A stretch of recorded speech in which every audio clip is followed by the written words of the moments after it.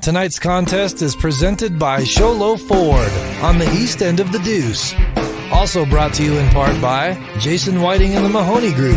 The Mahoney Group, your insurance professionals.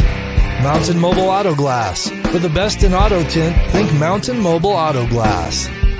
K&S Tech Services. For all your IT needs, think K&S Tech Services. Hancock Levitt Insurance Agency. Hancock Levitt, proud sponsor of all White Mountain sports. Joe Bjorn State Farm Insurance. For exceptional insurance, call Joe Bjorn State Farm in Snowflake. Williams Brothers Auto Service. The White Mountains diesel and auto mechanic specialists. Scott McNeil with Frontier Fence. Proudly supports Lobo football in their pursuit of a state title. C&H Plumbing, gas, septic. We want your stinking business. And Matthew Smith Farmers Insurance. Farmers agent Matthew Smith knows a thing or two because he's seen a thing or two. Call 928-537-0400 for your quote today. This is Sholo Ford's presentation of high school football on iTalk 106.7 FM and iTalk1067.com. Also brought to you in part by Northland Pioneer College, Ace Hardware of the White Mountains, Deemer's Glass, Beeler Orthodontics, Summit Regional Medical Center, Octopus Car Wash, Mountain Mobile Auto Glass, and Little Blue Bird Studios. And now, Sholo Ford presents high school football on iTalk 106.7 FM and worldwide on iTalk1067.com. Performers in the Ace Hardware keys to the game. Ace Hardware has a 24/7 locksmith. The next time you're locked out of your car or just need a key replaced any hour of the day or night, any night of the week, call Ace Hardware, your helpful place with 3 locations in Pinetop, Overgard, and Sholo. As the keys to the game for Snowflake is probably going to be how efficiently Taryn Green is able to establish the running presence for the Lobos. Taryn Green in the offensive line, I would absolutely agree, Derek, what they're going to do. I think height and weight, I think the Lobos actually have a little bit of an advantage in the offensive line and up front. That could be huge for number 30, Taryn Green, for the Lobos. Now, we were alluding to this in the opening segment, but the Lobos were not having much success running between the tackles in the second half against ALA Gilbert North. Is that something that you think that these Rocks had seen and are probably salivating about, or how do you think they're going to try to get him in space? You know, it's hard to take and blow up a game plan the week of a state championship game. So I see the Yuma Catholic Shamrocks doing what got them here and adjusting to the little things they need to defensively. The Lobos, we'll see what they come out to do to counter this passing attack of the Rocks. It's been interesting to watch ever since the emergence of Camden Brimhall when Taryn Green was hurt in the opening round of the playoffs, how much more dynamic this Snowflake offense has been, and the primary benefactor has been Caden Cantrell, as he has demonstrated all of the skill set that one would hope for from the quarterback throughout the season. But once that they were able to move Mason McKinley as another viable passing option, even though they already had a few, boy howdy did this Lobo offense start taking off. You know, moving Mason McKinley to that wideout position gave him a whole different dynamic. It also gave Mason a rest on defense because you do have a lot of these skill positions going both ways. Then look at it. Well, I believe we're getting ready to honor America with the national anthem, so we will step away and continue our conversation after this. It's Sholo Ford's presentation of high school football on iTalk 106.7 and iTalk1067.com. Mountain Mobile Auto Glass has the most experienced technicians on the mountain. Their lead technicians have a minimum 10 years experience. They're certified and trained annually, and they gladly welcome. Judge is Scott Alpert. The lead judge is Jared Burt. The umpire is Chad Fulton. And the man in the white hat, Ray Burt.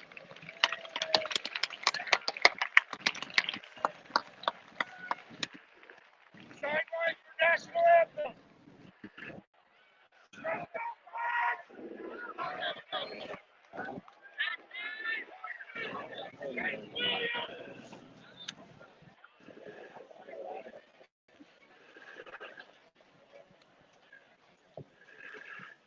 to honor the United States of America, our nation's anthem.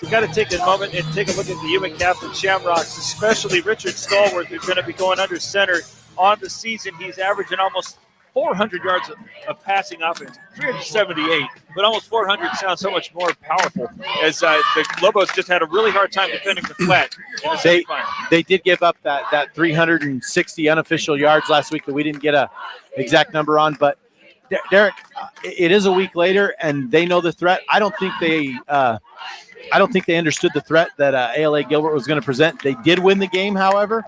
They're here at this point. They've been able to practice. They've been able to make adjustments, and we got to see what they're going to bring defensively. They have 9 viable passing options. That includes, for the Shamrocks, wait for it, Kevin Meller, who on the season has caught for 307 yards, and then Austin Rush, who has caught for almost 1,000 yards, and then continuing down, Jonah Leon has caught for 422 yards, and then, not to be outdone, one more, Mario Martinez has caught for 678, and just for giggles, we'll give you one more, Devin Black, 622. What did you have Rush for, Derek? I missed it. Rush seems to be the threat. He seems to have the speed. They have him for 983. So he's just shy of 1,000-yard receiver as a junior in high school with a sophomore quarterback that is slinging it around. So there's also future building here for the Yuma Catholic Shamrocks. I believe the last time they won it was 2014 while they were in the 2A realms. On the other side of the coin, the Snowflake Lobos were in the championship game in 2014, but we have to go back to 1993 before the last time they won a championship. So not a lot of title game experience. That's the Ace Hardware keys to the game. Ace Hardware has a 24/7 lock. So if the next time you're locked out of your car, just need a key replaced any hour of the day or night, any night of the week, call Ace Hardware, your helpful place with 3 locations in Pine Top, Overgard, and Sholo. As the captains are coming out, we want to thank our playoff sponsors. Without them, this game would not be possible. That includes Sholo Ford on the east end of the Deuce, Jason Whiting and the Mahoney Group, your insurance professionals, Mountain Mobile Auto Glass for the best in auto tint. Think Mountain Mobile Auto Glass. K&S Tech Services for all your IT needs. Think K&S Tech Services. Hancock Levitt Insurance Agency. Hancock Levitt, proud sponsor of all White Mountain sports. Joe Bjorn State Farm Insurance. For exceptional insurance, call Joe Bjorn State Farm in Snowflake. Williams Brothers Auto Service, the White Mountains diesel and auto mechanic specialists. Scott McNeil with Frontier Fence, building security one fence at a time. Troy Merrill at Farmers Insurance. If you're looking for some peace of mind to go with your insurance policy, call Troy Merrill at Farmer Insurance, 928-333-7200. K Electric, protect yourself from power outages with any size backup generator and never go without. No, they didn't. 536-2999. Brown and Russo, give them a chance to save you money. And CNA Plumbing, gas septic. We want your stinking business. Who won the toss? Snowflake won the toss, and they elected to receive. Snowflake will be going from the east side of the field to the west side of the field, an unorthodox field here at Scottsdale Coronado, going east-west rather than the north-south. Snowflake will get the ball on the east end of the field and march to the west end zone, whereas Yuma Catholic will defend the opposite. You guys ready to write it out? All right, the Lobos are ready to take the field. The number 2 team in the 3A wearing their dark hats. They're gray. Got white tops, blue pants. The Rocks are rocking an old school Notre Dame look. They got gold tops, gold hats, green tops, and gold pants. It's coming out to tee this up and get ready to kick it away for Yuma Catholic. Derek, one thing to point out, too, is we are on the home side of the field amongst the Yuma Catholic Shamrock faithful. Almost. Lewis Almost is going to be kicking it away. Back to receive for the Lobos. Camden Brimhall on the far hash. And Mason McKinley. Okay. As Almost is going side to side and getting ready. So I'm to coming through on the broadcast. Get this ready to go as the 3A Conference Championship is set and ready. And on the approach, and kicking this one short toward the near hash and under the up man, going to take it to the 25. Waiting for some blockers to help out as he stumbles over the 30. It gets down to the 33. Pretty good field position for the Lobos after the return. While trying to keep it away from McKinley, it was Michael Brimhall who was there. And ready to get things going.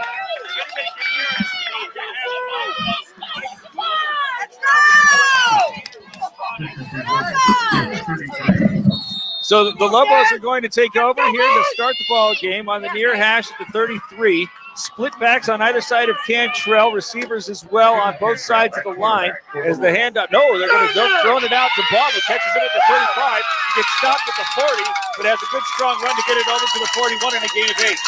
Gain of 8 on the play. Look at that right off the bat going to Noah Baum, something that the Yuma Catholic Shamrocks were not expecting.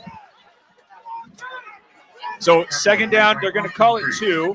Baum still the lone man on the near side. Split wide on the left, I believe, is McKinley. Brimhall and Green in the backfield. As the handoff goes Brimhall, he comes to the near side. He's over the 45 and has a Mountain Mobile autograph first down to the 46. Gain of 5. Derek, it looked to me like Yuma Catholic had 7 on the line up there trying to bring pressure on this Lobo front. Okay. Snowflake opting to go without a huddle, moving the chains for the first time here on the game's first possession. Baum having to come in to try to make sure he's got an understanding as they're continuing to go with single men on either side of the line as Cantrell operates from the shotgun, again going to Baum as he catches this one into Shamrock territory. Another pretty good gainer on first down. It'll tell you it'll be 6.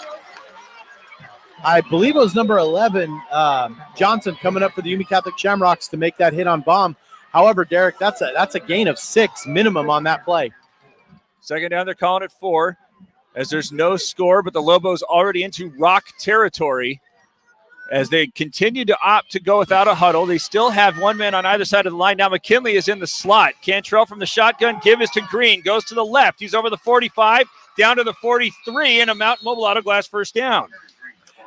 Derek, the issue is going to be is we talk about the high-flying, slinging at Yuma Catholic offense. Can they stop this Lobo run attack?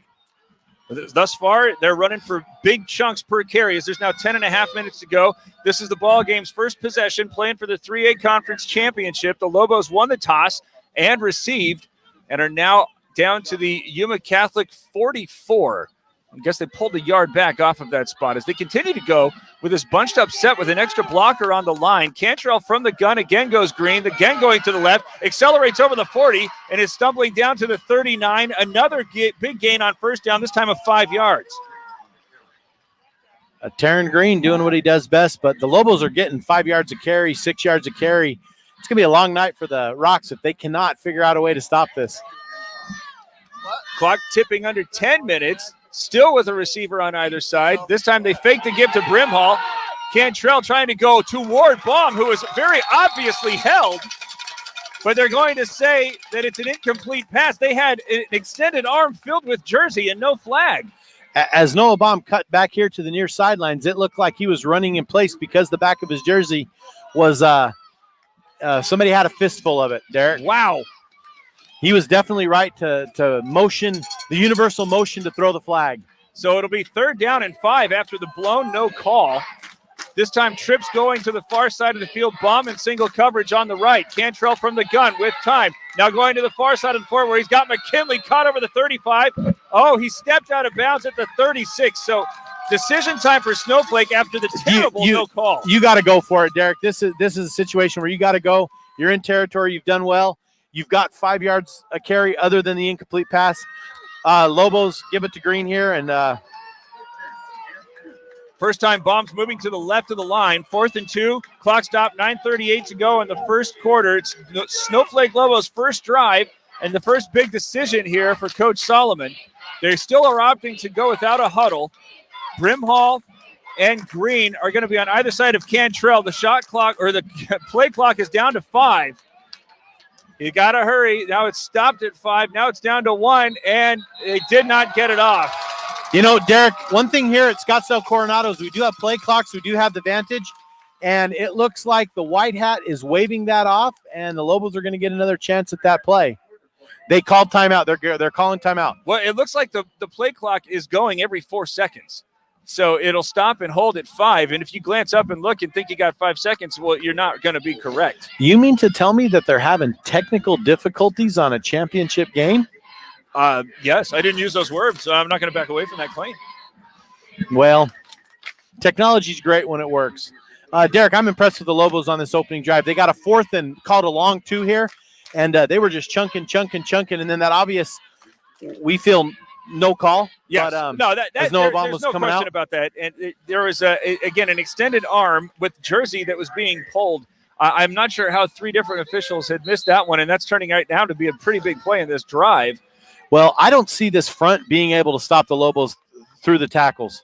They're just testing the waters a little bit with these short passes, but I look for him to give it to number 30 here. Well, they've rushed for 22 yards on just 3 carries here, facing a 4th and 2 as they fake the give, and instead of going to pass it, it's looping toward McVicker, who nearly has this one over the 30. It is a turnover on downs. Oh, my goodness.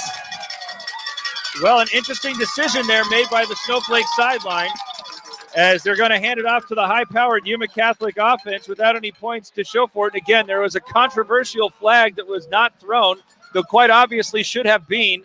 And instead of having a 1st and 10 after that 2nd down pass, they opt to throw for it on 4th and 2 rather than running for the short yardage. And here come the Shamrocks. What I do like about that, though, is they were going to Noah Baum. Noah had those 2 catches. The Lobos are trying to put the ball in the hands of their playmakers. Let's see how this one's going to play. As here come the Rocks for their first opportunity. 3 receivers set, I formation behind Stallworth, who's going under center. Takes the snap and the give. There's just a nice move coming up the middle of the field over the 45 and all the way down to the 47 for a Mountain Mobile Auto Glass first down from Devin Black. Lance Christensen in on there for the stop for the Lobos, coming from his secondary position to make that stop.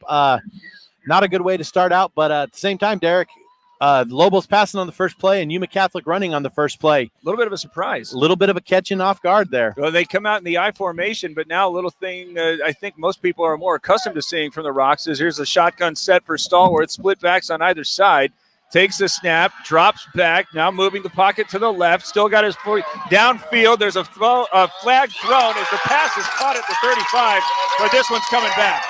That was quite the obvious hold right there in front of the officials. Bradley Ruiz had that kind of a fistful of jersey. The way that so the Shamrocks are going to have to take it back, and they're going to have to put a 1st and 20 behind the chains here.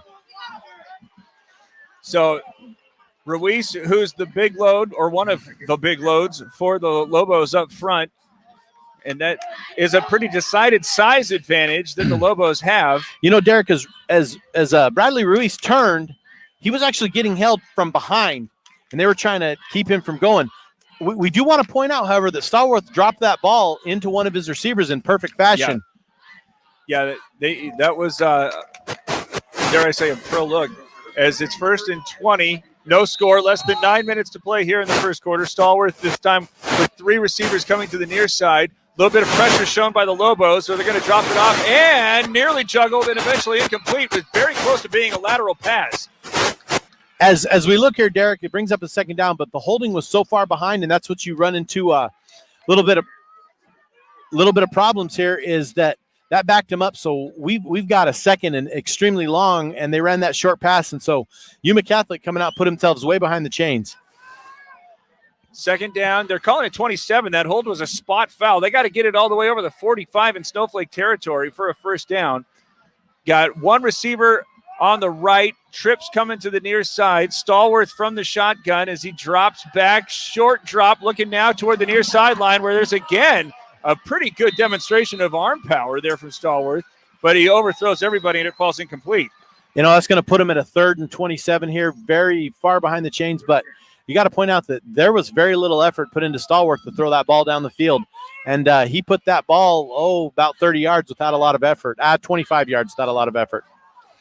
So 3rd and 27. They already tried to come out of the backfield on 1st and 27. This seems as if the ideal play here to be called would be a screen, as they got an awful lot of potential pass catchers do the rocks out of that backfield.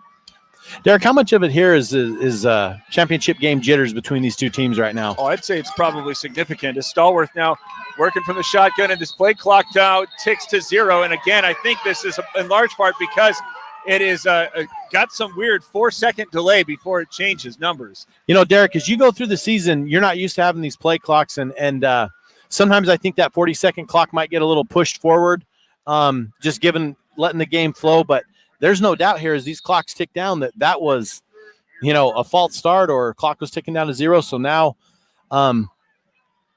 Yuma Catholic taking their dear sweet time getting a play in, a very long 3rd down, and we're already down to... I'm watching the play clock. It was at 18, now it's at 14, now it's at 12, and it's looking a little bit more customary, but then it stops at 10. I don't know what's going on with that thing, but it's at 5 seconds now. I think they're wireless. It's a wireless play clock, and it's just glitching on us. 1 second, and they do get the play off. Now looking downfield where it's overthrown, and nearly intercepted there as the player that was closest to it was Ryson Stewart, but it's going to fall incomplete. It'll be 4th and 32, and how about that big hold that was called after Ruiz was able to get into the backfield on first down? The hold was no doubt, but something else to point out there is it looked like the defensive back for the Lobos, Ryson Stewart, almost backed off intercepting that to let him bring this up right here. And he himself, I believe, is going to be the deep man returning this punt. So Mario Martinez into punt. So this is at the Yuma Catholic 27. The snap is had. The kick is away, and it's a returnable kick caught at the 40. Coverage was already there. Stewart makes one-man miss to get to the 45, but he's stopped by Castaneda, and he's going to have a great field set up here for the Lobos after they go for it on 4th and 2, pass on 4th and 2, and have it fall incomplete, and are now set up after the big defensive stop following the big holding flag to really take advantage of a short field. 8:32 to go here in the first quarter. Both sides have had the football. Snowflake with a little bit more success. No score, as the Lobos now come out sending 4 receivers to the line. The lone man in the backfield is Taryn Green, as Cantrell's ready to work from the shotgun. Split wide on the left is Baum. Cantrell with the snap. Handoff goes Green, goes right up the middle over the 50, and has another big gainer on first down of almost 7. Great job by the offensive line getting that push. I do feel that the Lobo offensive line is a little bit more physical than that front for Yuma Catholic. Yuma Catholic is bringing a lot of pressure, which is going to leave the Lobos on the edge a little bit to complete those short passes. 2 receivers on either side. Green still the lone man in the backfield, standing to Cantrell's right. Shotgun snap had low, but he's able to get underneath it now as he starts to roll it. He's trying to get Lyman caught downfield, but it's just overthrown and incomplete. Just out of the fingertips there by Caleb Lyman, somebody whose name we did not call very much last week on the offensive side. However, Caleb's been doing a great job on the defensive side. Derek, I want to point out this Yuma Catholic front here. They seem to be bringing 7 every time, which is forcing the Lobos to bring Green into block. Now facing 3rd and short, they opted to not use Green on 4th and short on the previous possession. This time just into Yuma Catholic territory, and they're going to give it to him on a delay. Runs over the 45, now into space over the 40, 35, and finally brought down at the 30. A pickup of 18 and a Mountain Mobile Auto Glass first down. Great draw play. Again, I think those the big offensive bodies up there for the Lobos are just pushing the Shamrocks around at this time and allowing Green to get those yards. He was able to hit the hole and make that cut back up, and huge gain. Great call by the Snowflake sideline. Absolutely. There. No score with 7 minutes and 40 seconds left, and again penetrating deeper into Yuma Catholic territory, going with the same formation as again Green gets the call, again trying to go up the middle, nearly runs through one tackler, but still able to fight his way for a 5-yard gain. Had that not been brought down by Jacob Bernal, he was going to probably get into the end zone. Yuma Catholic with their 4 down has not been very effective at stopping that. The only effectiveness they have is to bring those other 2 or 3 bodies up in the box, which leaves the core of Lobo receivers open, which is a little bit of success they've had doing that. 1 by 3 here with the receivers. Green, the lone back. This time Cantrell's going to run over the left side, gets over the 20, finally brought down as he approaches the 15. Looks like he's spun down at the 16 and gained 9. And a Mountain Mobile Auto Glass first down. Even though there's no score on the board right now, Duran in there on the stop for the Catholics, no score on the board. The Lobos definitely are in control in the driver's seat of this game right now. That holding call on Yuma Catholic could prove to play very big as the start of this game moves on. Bomb in single coverage on the far side as Cantrell starts barking signals along the offensive line. He moves Green to his left, looking at Bomb, throws it over the middle and nearly intercepted, but knocked away by Bomb and incomplete. Something they must have seen on film to hit that quick slant with Bomb, using him as a weapon earlier on that short dump and then there on a slant pass. Off his fingertips, very close to a Yuma Catholic defender, but Bomb definitely in the position to make that play and could have been very dangerous for the Shamrocks if he catches that. 2nd down and 10. There's absolutely no safety help over Bomb on any of these defensive looks that the Shamrocks are throwing at him. So there's going to be all sorts of opportunity, as we've seen him already thrown to now 3 times here in the very early part of this ball game. Cantrell from the gun. This time sets the option out to the short side of the field to the left. Green makes a miss to make it inside the 10. He's still on his feet over inside the 5 and stopped down at the 1 for a gain of 13 and a Mountain Mobile Auto Glass first down. Puts him in a great spot right now with 6 carries and 53 yards. Puts him in a great spot. 1st and 10. We have him marked down at the 2-yard line, and they bring in big Bradley Ruiz as a blocking back here. I believe Munoz is in there too as well. They're going with their jumbo package and Green deep as Cantrell's going to go under center. Everybody between the tackles for the Shamrocks as the give is to Green. He keeps his legs churning and he gets inside the 1, but no further. Yeah, the referee crashing in from the far side to mark that ball down at got to be close to the, I was going to say the half-yard line. Looks like it's right there on the 1-yard line. And look at the size of the Lobos compared to the Yuma Catholic front right now. Well, they got that advantage. Now they got to push them back. As the Lobos come out with the same formation, 5:43 to go, no score, but the Lobos threatening as they give.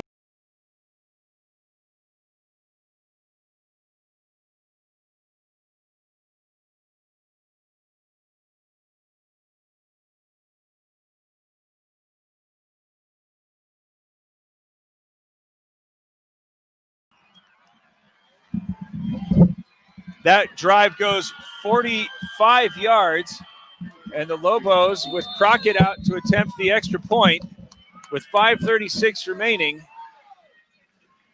and are trying to make it a full 7 here in the early going as the snap is down and the kick is good. Snowflake scores first. 5:36 to go, 7-0 the Lobos lead. It's Scholler Ford's presentation of high school football on iTalk 106.7 and iTalk1067.com.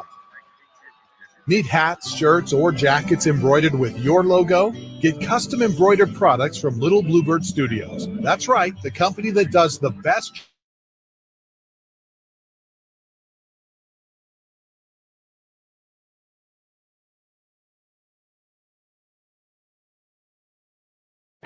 Want to go fishing? Head to Honda Ski and Outdoor Sport. They have fishing supplies, outdoor fishing attire, and fishing gear. Plus all kinds of bait including live worms, flies, and lures. The staff are experienced anglers and they can advise you on what you need, where to go, and what time.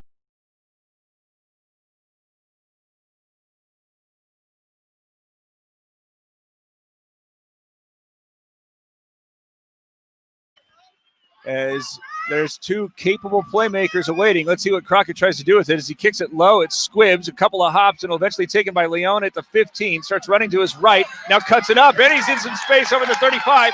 Pushed out of bounds at the 50 by Carter, but excellent field position. Carden, I beg your pardon. to get the Rocks now trying to recover after having fallen behind 7-0. Very patient, came in behind his blockers and exploded. Good thing Payson Carden was there for the Lobos. And Payson, I don't know if it was a touchdown saving, but it was pretty near close. So this puts him right close to Lobo territory, and that's a great way to respond to a touchdown. We'll see what they do offensively. 5:29 to go here in the first quarter. 7-0. They're trailing other Rocks as Stallworth comes out again, working from the gun. Snowflake's got an incredibly deep safety as there's 3 receivers coming to the near side, and now the cornerbacks all back off as they're going to set up a shovel pass that's nearly knocked away. And I don't know if somebody got a hand on that. Carden might have got a hand on that, or it might have just been dropped. I think Carden got a hand on it. It looks like what the Lobos are going to try to do, Derek, is what a lot of movement around and a lot of signals and confusion at the line of scrimmage. Spent a lot of time defensively. You know, we talked about it last week that Yuma Catholic went home and practiced in 70-degree weather, and the Lobos were forced to practice in what they were given in the White Mountains this week. But it looks to me like they spent a lot of time in the film room and a lot of time on the defensive side. After that first run from Devin Black that was good for 10 yards, there's been no yardage gained. In fact, they've been going in the wrong direction. Now the Lobos again show some pressure. Stallworth is going to get wrapped up back at the 45. Carden again there with the play. Carden and Munoz came in. Carden made the initial hit, and then Munoz wrapped him. Carden simply let Munoz take him to the ground and bolstered up and got his sidelines up and going. That's a big play because it brings up 3rd and long. Now, Carden had set this up. He saved the touchdown by making sure that the running Leon was able to be forced out of bounds. Then he comes in with the potential pass breakup on the shovel and with the sack to set up this 3rd down. They're calling it 15, but it's closer to 16 with less than 5 minutes to go. Here come the Rocks with trips coming to the near side. Single man split wide right as Stallworth, who's over his first 4, is working from the pistol formation. Short drop now as he's going to come to the near side and overshoots his man as it falls incomplete. Black was the intended receiver, and it's looking like 3 and out here for the Shamrocks. And there's Caleb Lyman again doing what he did last week defensively coming up. This is very big for the Lobos. Bryson Stewart's going to go back to receive this punt, and this gives the Lobos another opportunity to just put it and run it down their throat and let those big linemen push this Yuma Catholic team around.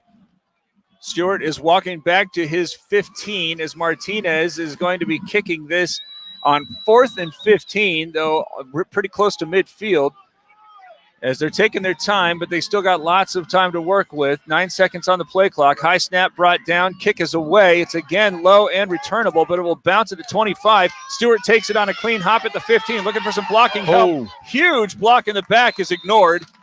As the Lobos are fortunate there to start on the 25 after Priest had the tackle. But it looked as if I couldn't see who was the offending party, but somebody had wrapped somebody up from behind there wearing white. And back come the Lobos. Derek, the only success that the Yuma Catholic has had against this, the Snowflake pass or the main rush, is bringing that big pressure up the middle, the 7-man in the box and bringing the pressure. So we'll see what they do to respond here. 55 yards on 8 carries plus a touchdown for Taryn Green, who is doing a lot of the leg work on the previous possession. Noah Baum has been the favorite target. He has 2 catches for 14, but they're going to go to McKinley, swinging it out to the far side, gets over the 30 and tripped up as he approached the 34. I don't think the Yuma Catholic Shamrocks has seen anything like this. We mentioned, or we didn't actually mention earlier, but their common opponents were Thatcher and Phoenix Christian. And the Lobos struggled down on a early season down in Thatcher, but handled Phoenix Christian extremely well. And you're seeing right here, the Yuma Catholic Shamrocks have not seen what the Lobos are throwing at them now, here. When Snowflake comes out with these 3 receivers bunched up on the near side and Baum split alone on the left with Green in the backfield, this has been pretty wide open for him as they fake a pass to Baum. Now he's going to try to get it down the far sideline, and he takes it away. Caught at the 45, cuts back inside at the 40, still racing down the far sideline. He's at the 20, the 10, still on his feet inside the 5, and finally brought down. They're going to say he was at the 4. It was nearly intercepted by Austin Rush, but instead Baum took it away and winds up going nearly into the end zone. Derek, I got that. Where did you have that? How many yards did you have that for? Because that is a huge gain for Baum, Cantrell, and the Lobos. I believe that's a 60-yard reception. Welcome to White Mountain football, Yuma Catholic Shamrocks. Let's hope the second half doesn't let us down this week. Noah Baum has almost been, you could say, neglected within this offense. There's just been so many options. And here in the first quarter, they're going right at him, almost saying, get us some hardware, big fella. And you saw all the size and strength that he has to offer. as it's first and goal, already leading 7-0 with 3:36, and again in the jumbo package, but flags come out. The play clock still had one on there. You know, Derek, I think both those the defensive back and Baum both had a hand on that ball. And Baum just took it away and said, you know, this belongs to me, not you. And then you saw a burst of speed, and this secondary for the Shamrocks has not seen anything like that this season, playing some of the teams that they have. Now, and lost in all those receiving/defending histrionics was a great delivered ball there by Cantrell. Cantrell put it where only he could, and the other guy could get it, but knew Baum was better. Green from the shotgun goes right up the middle, and he's in the end zone for a score from 9 yards out. Touchdown, Snowflake. And this is getting a little bit spicy already with a 2-touchdown lead. And again, we talked about it last week, the body language of the team. These Shamrocks are definitely looking like they're down. The Lobos definitely had the advantage from the get-go. They're up, they're good. The Shamrocks got to just come out, try to play their game, and try to get something out of this next drive. Crockett, who I believe in the playoffs has but one missed kicking opportunity. That was a field goal last week. This time he splits them.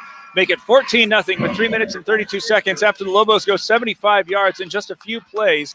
It's Sholo Ford's presentation of high school football on iTalk 106.7 and iTalk1067.com. Need hats, shirts, or jackets embroidered with your logo? Get custom embroidered products from Little Bluebird Studios. That's right, the company that does the best job.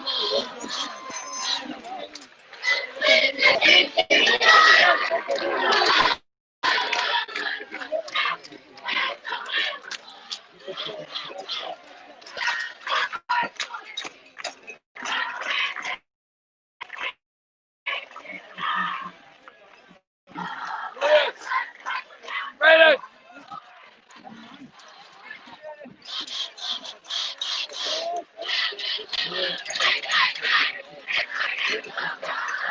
14-0 as Crockett is ready to kick this away. Leon and Meller are back as they kick this one away. It's going to be picked up at the 30 by Black. There's playmakers everywhere here for the Rocks as he is fortunately swarmed by all sorts of Lobos, fortunately for Snowflake, and will give the Rocks really good field position.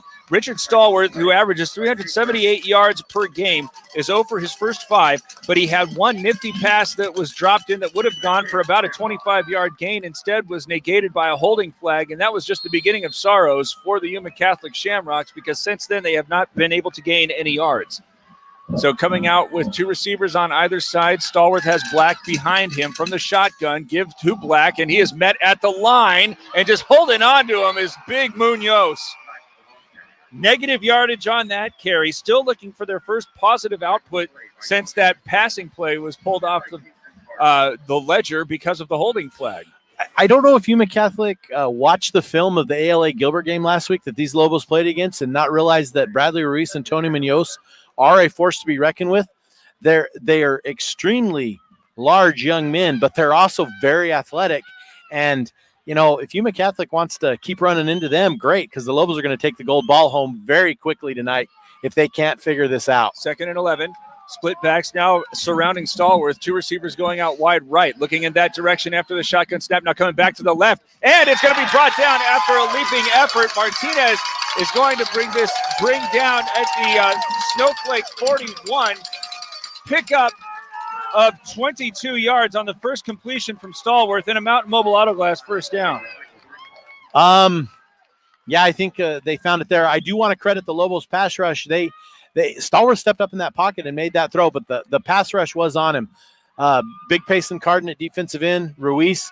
The Lobos going to more of a 3-man look on the front right now to try to negate this pass game. Offset eye behind Stallworth, who fakes the handoff, pressured again, but he throws this one over the middle and nearly intercepted after it was behind his man. Priest was the intended receiver. That one nearly intercepted. Brimhall was in there. Brimhall, but Brimhall I got to go back to the previous play. Christensen was just a little short on his leaping effort to intercept and had nearly come down with that one. So the Rocks, though, they have now come into Snowflake territory for the first time here at the Lobo 36 with 2 minutes and 13 seconds to play, now facing a 2nd and 10, trailing 14-0. The Lobos have been just inches away a couple of times now, again working from the pistol with Black deep. 4 receivers set, looking to the far side as they set up a screen, and it was again off of some fingertips. as the intended man was Rush. You know, Derek, the Lobos going with bringing 6 in the box there, and then they're dropping the end. You're not sure who's coming. You're not sure who's going on that pass rush. So on that play, you have 2 linebackers drop. It kind of negated that little screen that they were trying to run and fell up a little bit short, and that brings up big 3rd down. I would have imagined this may be 4-down territory, as there's 3 receivers coming to Stallworth's left, vacating the far side of the field with Black behind him from the pistol, dropping back and looking as he gets wrapped up, and Priest, the intended receiver, but it was again behind him as Christensen was coming in with the pressure. You know, it's not really their fault, the schedule they played this year, but I think for all intents and purposes has been somewhat soft. So to see this Lobo defense and have them shake hands with him is nothing short of exciting to watch. No sign of a punting unit. 4th and 10, 2 minutes and 5 seconds to go from the Snowflake 36. Stallworth with 4 receivers coming out. The single man on the far side is Martinez. He had the 32-yard grab earlier. They're looking in that direction. No, they're coming back to the near side. Martinez was on the left, and that pass was low and outside, as again Stallworth was showing some pressure, and he's favoring his left arm. Stallworth had the chance to meet Mr. Munoz up close right there, and he's hurt, and looks like they're going to take him and work on him, and that's a collarbone. And if Stallworth is hurt, that could be huge. He's not moving that left arm at all. That's so rough to see here in the championship game. They're trying to get a little bit of privacy as they're taking him. Oh, he's having a hard time getting to the table. You know, Mr. Munoz had a great opportunity to meet him up close. Credit Munoz for breaking off his man and getting there. Here's Cantrell now taking over for the Lobos, looking downfield on 1st and 10. Now he's pressured and eventually brought down behind the line of scrimmage for a short loss. You know, Cantrell scrambling there, but again, he stepped up in that pocket and he had some time to throw. Great coverage by the Yuma Catholic Shamrocks, but as that pocket was collapsing, that line was given everything they could. Jason Ellen there on the sack as we keep taking a look down at Stallworth, he's very uncomfortable. It looks like he also had a brace on that elbow that he's favoring a little bit. Here comes the option opportunity. Fake the pitch from Cantrell as he runs over the 40. Gets brought down at the 43. Picks up 8, and he'll set it on 3rd down and 3. I got to wonder what the backup for the Yuma Catholic Shamrocks, where he was recruited out of to come play for them, and what he's going to have to bring, because we saw what a backup quarterback did to the Lobos last week.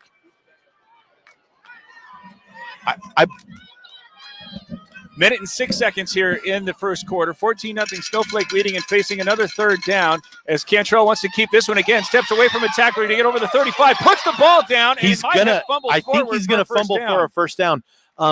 Derek, Coach Stallworth coming over to congratulate his offensive line for their play in that last series. Their quarterback is definitely hurt. They've cut his jersey off, and I don't think we're going to see Mr. Stallworth back in the game, which is terrible to see, but the game has to go on. They're taking his pads off. We're trying to keep an eye on that as the game develops in front of us. After that first down with 40 seconds, this time Green gets the call, running over the 50. Now cutting out to the far side and down to the 40, where he picks up a Mountain Mobile Auto Glass first down following that 13-yard carry. You know, Derek, even though Snowflake hasn't had a lot of success in championships, like we said, since 93, they've had a lot of great running backs, but I have a lot of respect and how much fun it is to watch Taryn Green run the football. He really wants to win this game. Handoff again to Green as he comes over the right side, still on his feet at the 30. Stepping away from a man and covering up the football as he stumbles down to the 25. Picks up 16 yards on that and another Mountain Mobile Auto Glass first down. He's already approaching the 100-yard mark. We said the Lobos were peaking at the right time, and I got to wonder if the Yuma Catholic Shamrocks even have any kind of breath left in them to play these Lobos tonight.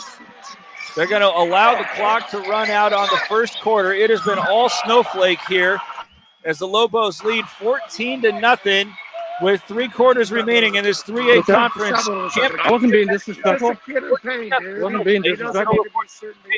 Football, and I talk 106.7. I talk 106.7.com. I can't even tell you. If you have joint pain of any kind, including your knees, hips, shoulders, ankles, fingers, or wrists, then listen to this good news. Summit Healthcare can help. Dr. Jeffrey Cornelson, DO, and Dr. Jacob Oldham, MD, are now taking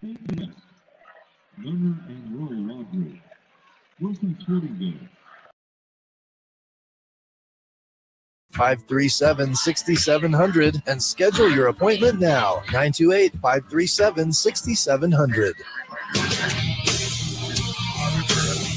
We didn't have a chance to do this before the ball game, but the Summit Healthcare Regional Medical Center injury report. Summit Regional Medical Center has everything your athlete needs to get back to the game, and it's a big injury to discuss as the Shamrock quarterback Richard Stallworth has had his pads taken from him, his jersey cut off of him, and they put a sling on his left arm, and he looks like he's not going to be available for the remainder of this. Now, meanwhile, penetrating toward the red zone, here comes the pitch to the near side where Green has to cut it up a little sooner than he wanted, but he's still able to put his head down and get down to the 19 and pick up 5.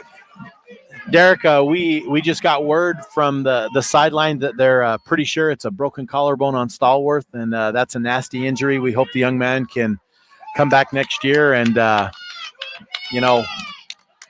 see what they have coming in as a backup. You part of the game, you play with injuries, but and as you said during the break, the Lobos just allowed a backup quarterback to have an awful lot of success against them. As Cantrell facing 2nd down and 5, this time rolls the pocket to the right, stops. Now he's pressured, tries to unload just to avoid the sack, and does so, but it'll be 3rd down and 5. Play there by Cantrell.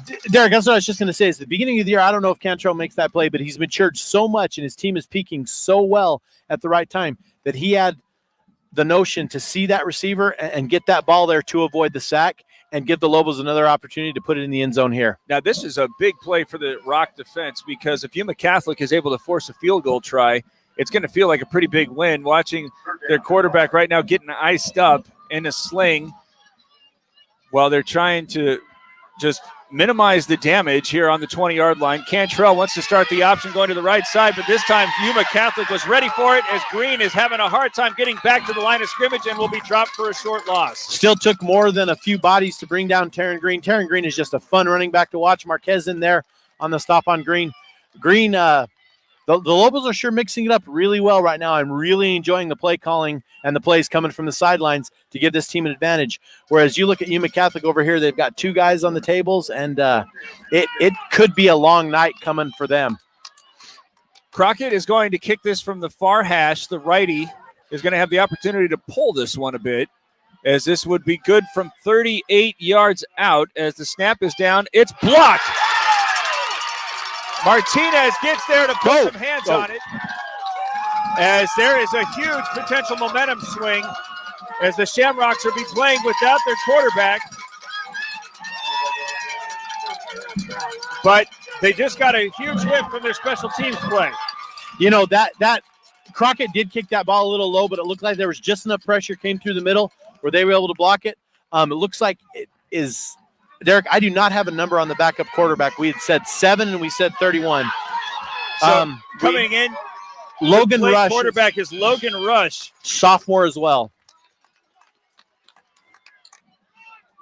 He's another sophomore, as let's see how short a leash he's working on, as they got an I formation behind him and a flag coming out. They're going to call an encroachment on the Lobos here. The linesman signaling encroachment. Defense lined up in the neutral zone. 5-yard penalty. First down. So if he's outside, he's not going to hit. If he's inside, he's going to The guilty party there was Josh Solomon from the cornerback position. Well, yeah. So I formation coming up behind Rush, who is taking a while with the signals and eventually hands off Black, goes straight up the middle over the 35 and has a Mount Mobile Auto Glass first down after his gain of 8. Derek, I think that's what's going to be the plan. Maybe we're not going to see slinging. Maybe we're going to see some power run games, and the game's going to be over in an hour. Credit to these Lobos, though. They are up for this game. This is fantastic to see. We have the fortunate view of looking at the sideline and at the Lobo faithful. Lots of good things happening in blue and white tonight.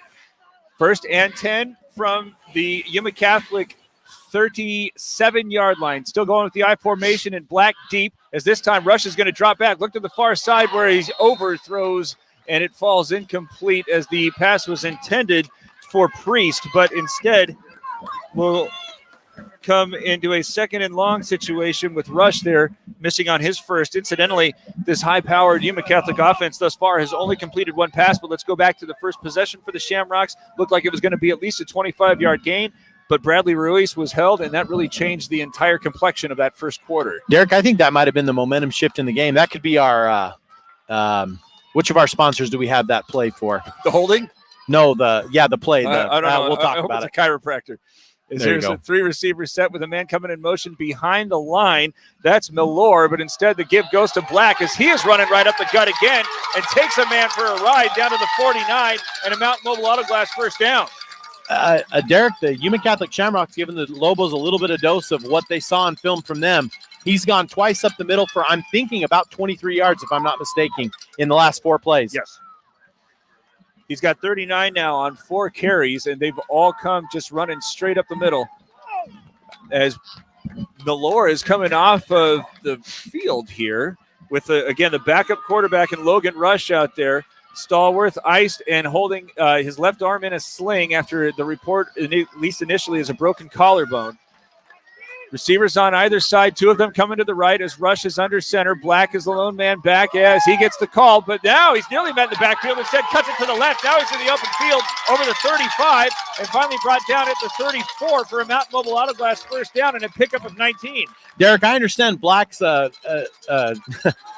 a heavy load right here, but I wonder how long this is going to last because that Lobo defensive front is looking a little frail, but they really stepped up at the end of the game last week to make some plays. So this is going to be the buck pass back and forth here, it looks like now. 9 minutes, 3 seconds remaining in the second quarter. 14-0 Snowflake leading, but the Shamrocks right now with their strongest offensive possession.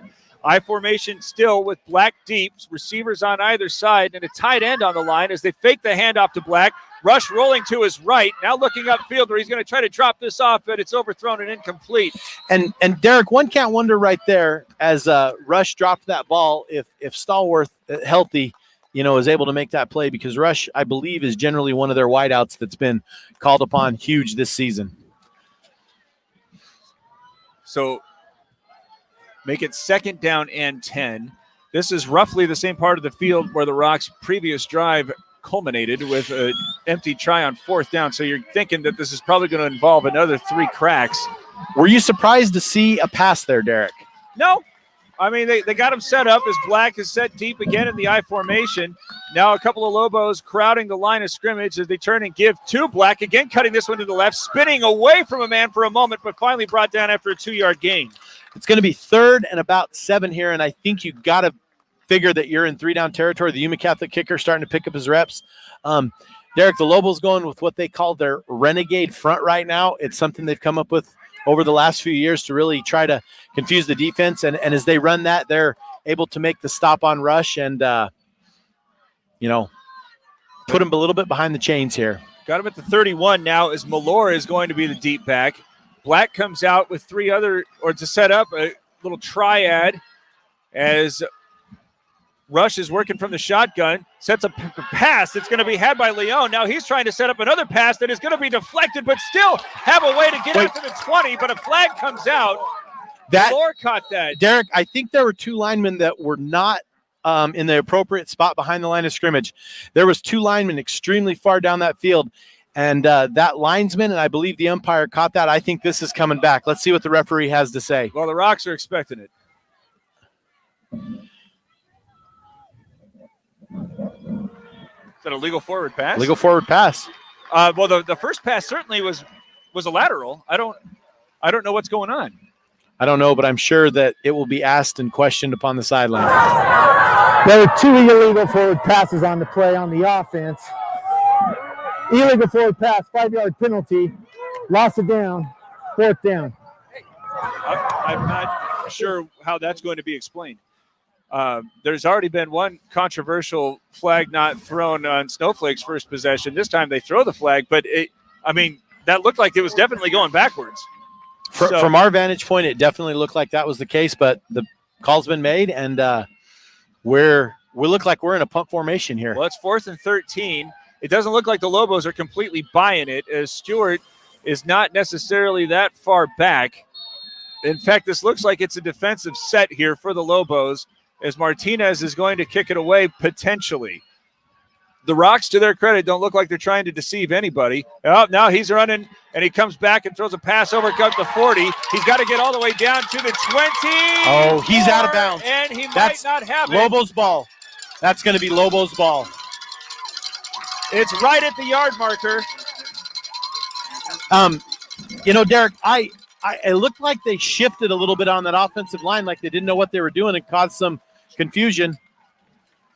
So they're going to say they just gained enough yardage, as I think that they needed 13, maybe it was 17. They got I for sure from our vantage point, looks like the Lobos are going to call a timeout. The Lobos do call timeout, and we'll take it with them with 7 minutes and 45 seconds left. Snowflake leading 14-0, but the Shamrocks just converted on 4th and long on a fake punt. And we'll have the football near the red zone. It's Show Low Ford's presentation of high school football on iTalk 106.7 and iTalk1067.com.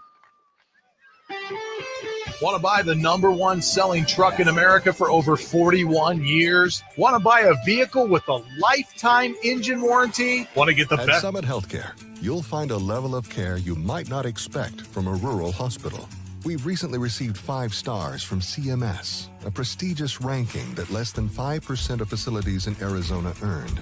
Our cancer center has proven its level of advanced care with a national accreditation from the Commission on Cancer.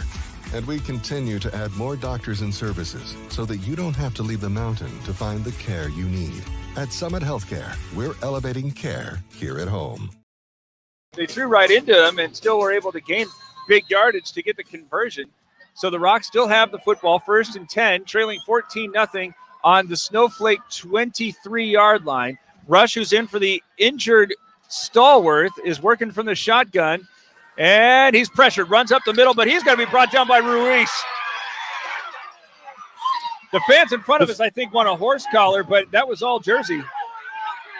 Well, they're a little upset about the injury already, and the kids played a little soft all year, so it's time to put on the big boy pants and play against the Lobos.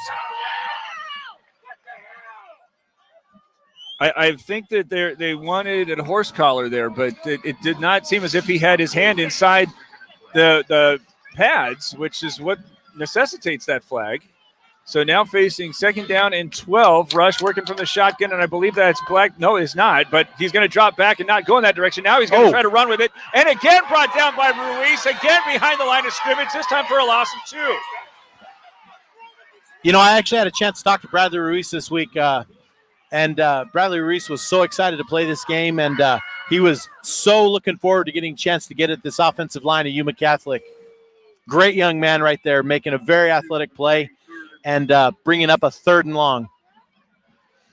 So 3rd down and 14, moving in the wrong direction to the Snowflake 28, put it on the near hash as Rush has Castaneda behind him.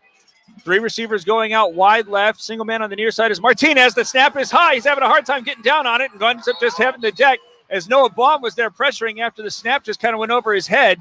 And again going in the wrong direction, this time all the way back to the 38 in a loss of another 10 yards. Derek, we've been calling Ruiz and Munoz's name quite a bit tonight, but we have got to give a credit to Carden and Baum coming off their end and causing a lot of havoc this evening. Yuma Catholic taking a timeout with 6:05 to go. It gives us an opportunity to thank our playoff sponsors. Without them, this game would not be possible. That includes Show Low Ford on the east end of the Deuce, Jason Whiting and the Mahoney Group. The Mahoney Group, your insurance professionals. Mountain Mobile Auto Glass for the best in auto tint. Think Mountain Mobile Auto Glass. KNS Tech Services for all your ID needs. Think KNS Tech Services. Hancock Levitt Insurance Agency. Hancock Levitt, proud sponsor of all White Mountain sports. Joe Bjorn State Farm Insurance for exceptional insurance. Call Joe Bjorn State Farm in Snowflake. Williams Brothers Auto Service, the White Mountains diesel and auto mechanic specialists. Scott McNeil with Frontier Fence, building security one fence at a time. Troy Merrill at Farmers Insurance. If you're looking for some peace of mind to go with your insurance policy, call Troy Merrill at Farmers Insurance, 928-333-7200. K Electric, protect yourself from power outages with any size backup generator. Never go without. 536-2999. Brown and Russo, giving them a chance to save you money. C&H Plumbing, Gas, Septic. We want your stinking business. And, of course, Northland Pioneer College. When it's time to choose or kick off your college education, choose the college with the lowest tuition in the state of Arizona. Only $40 is now. A big hit is coming up and delivered after they go for it on 4th down and 24. Dustin Newby came in from his outside linebacker position. I believe they're going to get him for a taunting. And but the Lobos are going to get the ball right here, correct? I don't think so. If this is going to be a high hit, I think it'll stay with Yuma Catholic, unless they're going to say, but they didn't say it was unsportsmanlike. If it's after the play, it'll be Snowflake football. I believe it was after the play because it was a personal foul.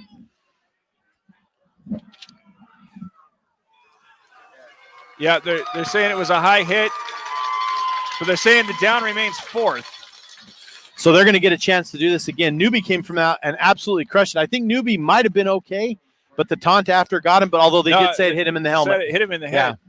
Yeah. That was also a questionable call, as it seemed as if he didn't even really try to come near the head. So I just saw a mixed alignment. I saw Newby come in out of nowhere and the quarterback fall to the ground, so I didn't have the opportunity to see it. Rush working with an empty backfield, and Snowflake now is going to use a timeout, as the Lobos are unhappy with that most recent flag. They stop play with 5 minutes and 54 seconds left, and they lead 14-0. It's Sholo Ford's presentation of high school football on iTalk 106.7 and iTalk1067.com. I'm Derek Cavey. I highly recommend Deemer's Glass in Lakeside. The office staff at Deemer's Glass were super friendly, very helpful, and they were able to provide me what I needed. The service techs were able to measure the unique need that I had and were able to provide me the glass for the refrigerator that broke. For all your glass needs, whether for your fireplace or fridge, I would recommend Deemer's Glass. Deemer's Glass.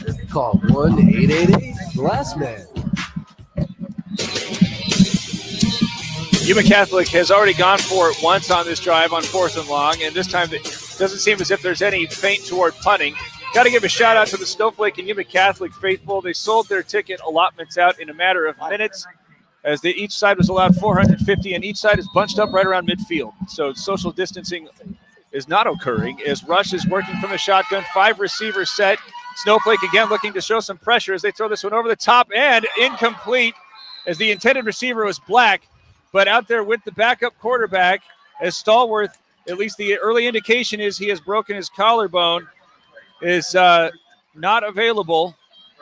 And a turnover on downs eventually occurs. Now, this is a big part of the ballgame again. Remember, last week in the semifinals, Snowflake was able to take a 21-0 into the locker room at halftime, and they're going to be kicking it away against a very potent attack, even without Stallworth out there. Adjustments can be made with the backup quarterback. But this is a big possession. The Lobos trying to get some points after held it off the board last, as Brimhall is going to get the carries. Strung out along the line of scrimmage to his right, but eventually dives forward and makes it to the 40 for a gain of 7.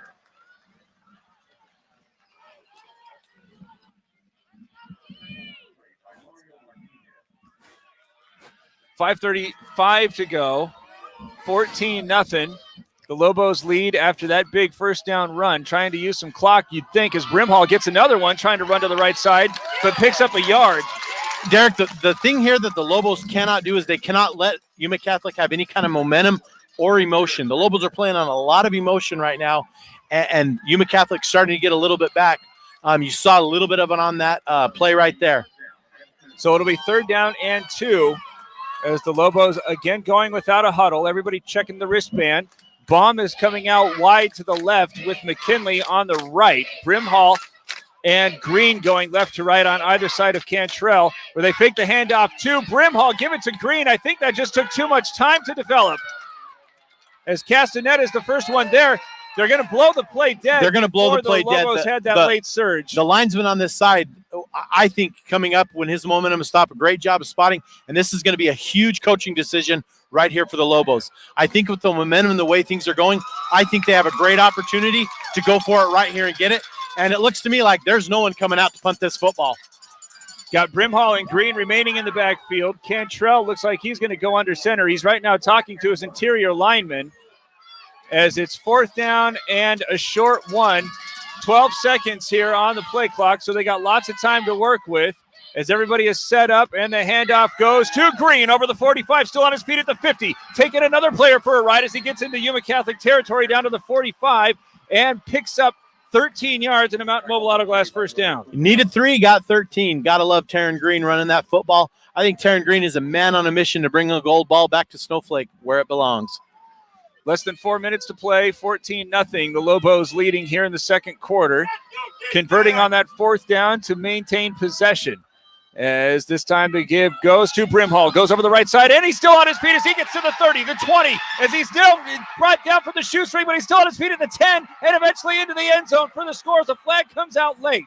I think it's a 46-yard play, and you think they're going to get him for a face mask here. I think that's I think he's reached around, and he's going to call that a face mask. So the Lobos are going to decline it, and we're going to get 6 on the board. Face mask is the call, and it will be declined as that'll be a 46-yard run for Camden Brimhall to get it to a 20-0 lead. Derek, I'm starting to get eerie similar feelings from last week's game. Although the Lobos came out ahead, the chance to put a 21-0 on the board here is a little bit scary going into halftime because it's what happened last week. Although I think the Lobos are a lot more in control this week. Crockett coming in to attempt the extra point. They have not formally announced anything on that flag, but I guess it's all moot because they're ready to go with now Crockett approaching and kicking and scoring to make it 21-0 with 3:39 to go here in the half. The Lobos have a lead. Can the Shamrocks respond? We'll find out after this on Show Ford's presentation of high school football on iTalk 106.7 and iTalk1067.com. Mountain Mobile Auto Glass has the most experienced technicians on the mountain. Their lead technicians have a minimum 10 years experience. They're certified and trained annually, and they gladly welcome Mercedes, BMW, Lexus, and I really wanted to work with robotics. When you come here, you have to act mature and meet deadlines. It's going to help me and my associates, in which I'll be a step closer in college.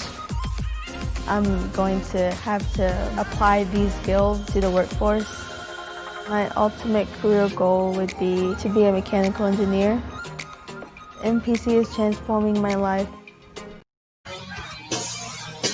21-0 Snowflake leading. They are going to mark off that personal foul face mask flag before the kick. So Crockett is going to be kicking this one from the 45. That's actually a pretty big deal because from this distance, he shouldn't have much trouble getting this through the end zone. And there's some playmakers back there for the Rocks.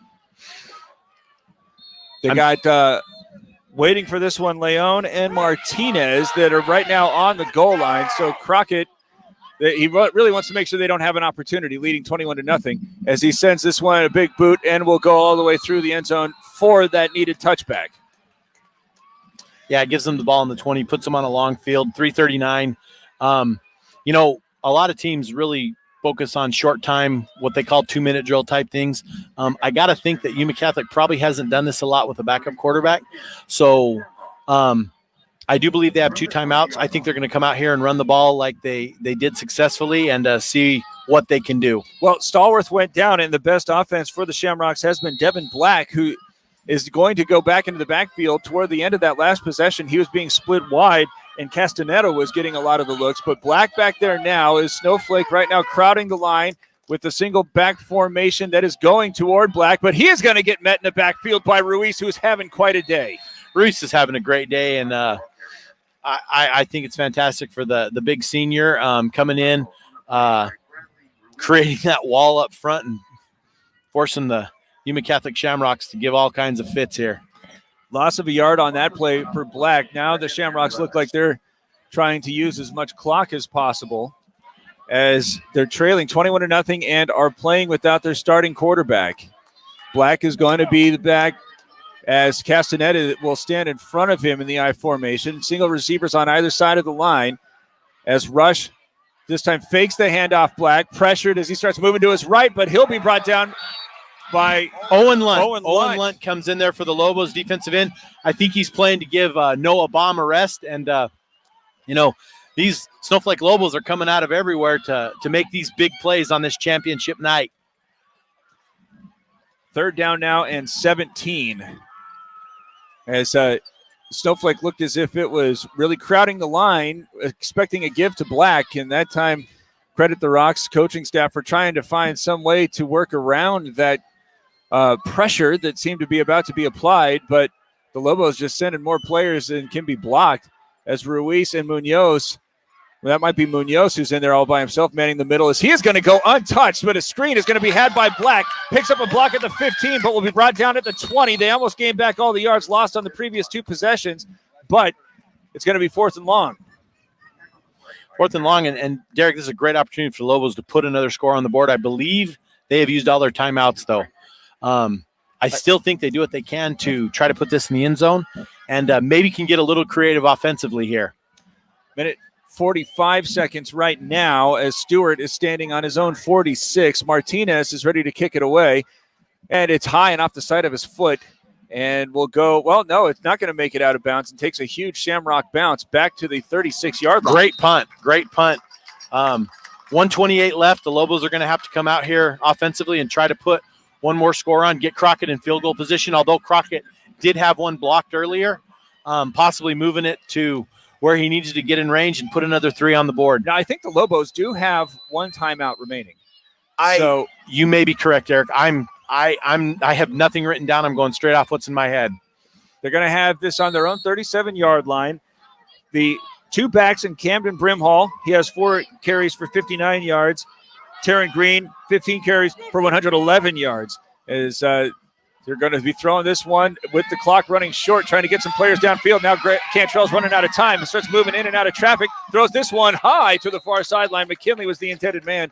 Oh, that was Lyman, but it's incomplete. And there's a flag dropped on the field. And they're going to say the passer was roughed.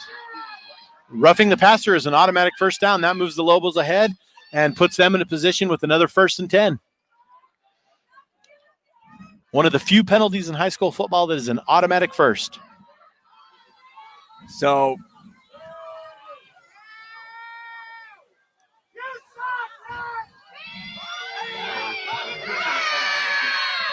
now the Shamrock faithful are unhappy because a couple of possessions ago, they thought that their quarterback and backup quarterback and Rush was being rough. They've already lost their starting quarterback. And I thought that, no, they're not going to call timeout. The Shamrock coaching staff is asking for an explanation. He might want to call timeout just so the official knows exactly what he thinks of him. I, of course, was not watching the ball. I didn't see what was going on in the backfield, so I can't try to offer any sort of solace or criticism. Well, Cantrell did a great job of rolling out and almost reverse pivoting and kind of threw that ball, and then he wasn't hit hard, but he was hit. Now, I don't know if it was Cantrell's a pretty big, tough body, didn't go down, but it was a good, solid 1.5 count after the play. So the White Hat threw the flag and puts the Lobos in puts the Lobos in Rock territory with an automatic first down. Pardon me, Derek. The conversation is over, and it seems as if they're at least going to be able to find ways to coexist, officials and coaches all, as Cantrell, who has been hurting Yuma Catholic with both his feet and arm. He's thrown for 5 for 10 for 85 yards. He's rushed 4 times for 19, as he's got Green now standing on his left. Everybody bunched up toward the line of scrimmage as he drops back, now goes over into the flat where it's had by McKinley, caught out of bounds over the 45, down to the 43, picks up 6. Escobar forcing McKinley out there. Again, another one of those weapons out there. And now the Lobos are lining up to put McKinley and Baum on the same side with Green as the setback. And I'm not sure. I think they're going to bring Green in just for blocking. Again, short drop as Cantrell looking to the right side and overshoots his man McVicker. Was nearly had there for a first down. Instead, it'll set up a 3rd down. Wow, I guess 6 with 1 minute and 11 seconds remaining. When you're out of timeouts and you're driving, it's interesting between passing and running the ball and getting the clock and working that clock down. Of course, the clock would stop after a first down, so it shouldn't necessarily take the run completely off of the table. As expecting some passing, it looks as if the Yuma Catholic defense is trying to get bunched up in the second level, so they fake the handoff to Green. Now Cantrell looking to the far side where Baum catches this one over the 20 and then runs out of bounds to the 15. Beg your pardon, he's at the 25 and out of bounds for a Mountain Mobile Auto Glass first down after that pickup of, I'm going to say it's 18. I'm not sure who forced him out of bounds there. Priest was the one that forced him out of bounds. Baum now with 92 yards on just 4 catches as they have the clock stopped at 1 minute and 6 seconds. Cantrell going over the middle where it's caught by Baum. He's in the open field and he's in the end zone for another Snowflake touchdown. 26 yards by Noah Baum into the end zone. Derek, I know we have to play 2 halves, but it utterly looks like the route might be on for the Lobos this evening. Noah Baum, who, again, they have so many options on offense to the Lobos, but here in the state championship game, 5 catches for 118 yards, but perhaps more importantly, as Crockett comes out to attempt the extra point, this concerted effort to get him the football. We just have not seen that this year from the Lobos as Crockett's kick is away and good. some extracurricular activity between a couple of the players on the field, and that's just frustration out of the Yuma Catholic Shamrocks. They haven't been in this type of position all year. I don't know, Derek, if they have been shut out in the first half this year at all. Well, if it had occurred, I think it would have been the first week, or the second week. Was that 14-7 against Push Ridge? 14-7 at Push Ridge. I believe that game was played at home. But just sheer frustration on the Yuma Catholic sidelines. The coaches, the players, when your quarterback goes down, that's what kind of happens. It's part of the game. It's unfortunate. But we're seeing a very good Lobo team peaking at the right time, doing some very good things. There's energy. The sidelines are up. The Lobo faithful crowd is into this ball game. Martinez and Leon again back. This time Crockett having to kick it from his 40. Oh, Meller is back there, I beg your pardon. And this one is angling toward Leon as he takes it at the 5, coming to the near side with some speed as he's looking for some blockers. Now cuts it up at the 15, but eventually brought down over the 20. Carden is there. He's had some big special teams plays. Remember going back to the second Lobo kickoff, and Martinez had nearly outrun everybody, but Carden was able to get back and then eventually get in for another big play on a sack. Derek, unofficially, I'm not sure on this, but I believe Payson Carden might have set the school record for sacks this season in a shortened season. Oh. And that goes for a lot of years of Lobo football that have been played. I don't think, he's out there lining up on the right edge with 54 seconds to play and his team leading 28-0. 2 receivers on either side as the Shamrocks are looking to try to get something to feel positive about. As Black is going to go back there. He's going to reverse this one and then right back into Rush's hands. Now he's going to tuck it as he runs over the 20, picks up some yardage as he gets to the 30, but will be shy of the first down as Solomon and Ruiz were there to stop him. More importantly, he stayed in bounds, and the head linesman on that side keeps the clock a-winding.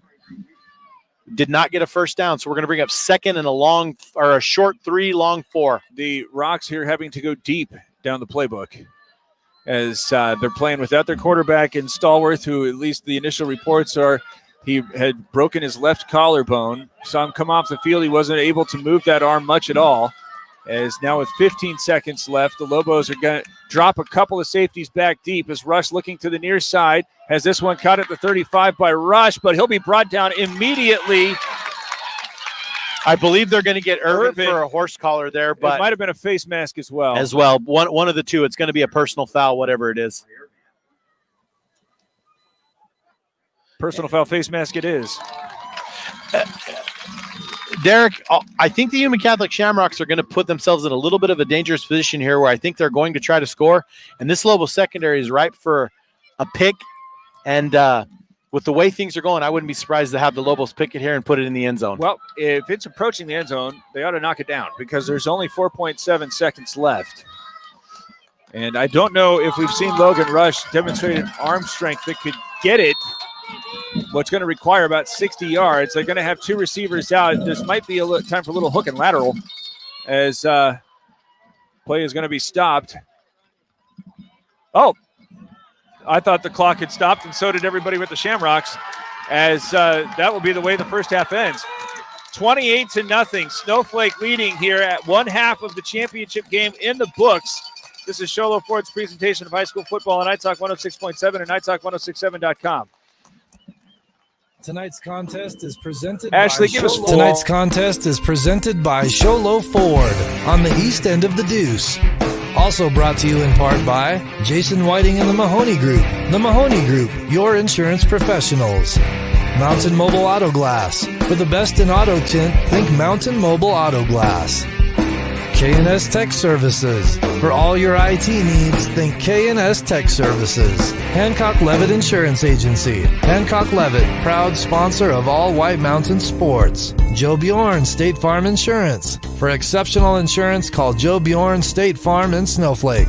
Williams Brothers Auto Service. The White Mountains diesel and auto mechanic specialists. Scott McNeil with Frontier Fence. Proudly supports Lobo. I chose Northland Pioneer College because it's close to where I live. My instructor taught me how to build a foundation and framing and use different tools that I haven't used. There's always be work everywhere.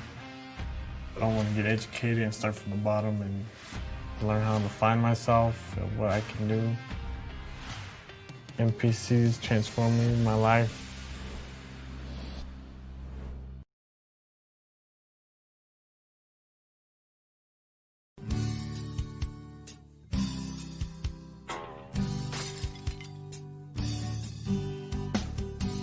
I got this. Don't take time out of your busy day. Let Mountain Mobile Auto Glass come to you. All our technicians are certified by the National Auto Glass Safety Council. Mountain Mobile Auto Glass will give you $50 cash, free movie passes, and free dinner. 536-5972. Mountain Mobile Auto Glass, cash back to you.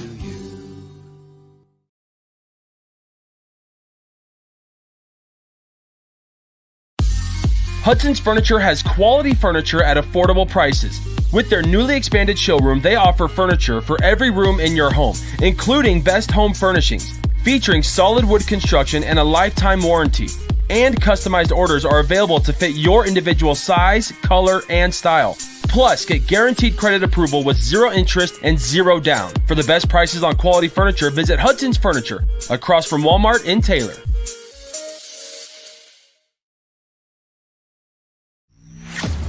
Winning takes focus, preparation, and support.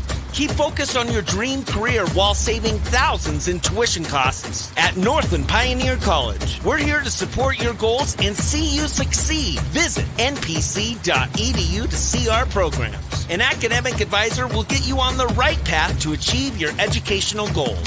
Northland Pioneer College, expanding minds, transforming lives.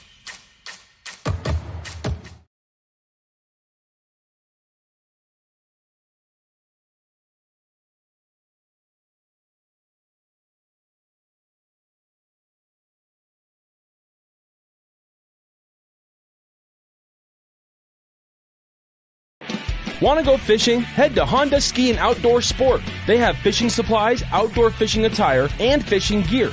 Plus all kinds of bait including live worms, flies, and lures.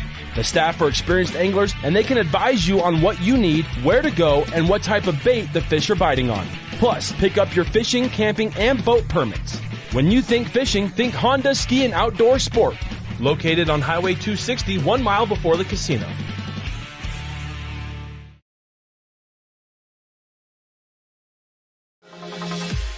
I really wanted to work with robotics. When you come here, you have to act mature and meet deadlines. It's going to help me and my associates, in which I'll be a step closer in college. I'm going to have to apply these skills to the workforce. My ultimate career goal would be to be a mechanical engineer. MPC is transforming my life.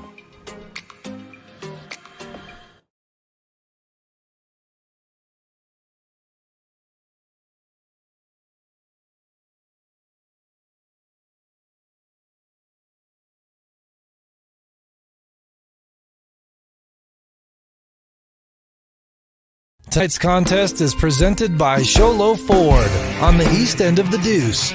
Also brought to you in part by Jason Whiting and the Mahoney Group. The Mahoney Group, your insurance professionals.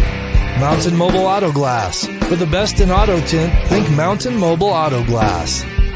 K&S Tech Services. For all your IT needs, think K&S Tech Services. Hancock Levitt Insurance Agency. Hancock Levitt, proud sponsor of all White Mountain sports. Joe Bjorn State Farm Insurance. For exceptional insurance, call Joe Bjorn State Farm in Snowflake. Williams Brothers Auto Service. The White Mountains diesel and auto mechanic specialists. Scott McNeil with Frontier Fence. Proudly supports Lobo football in their pursuit of a state title.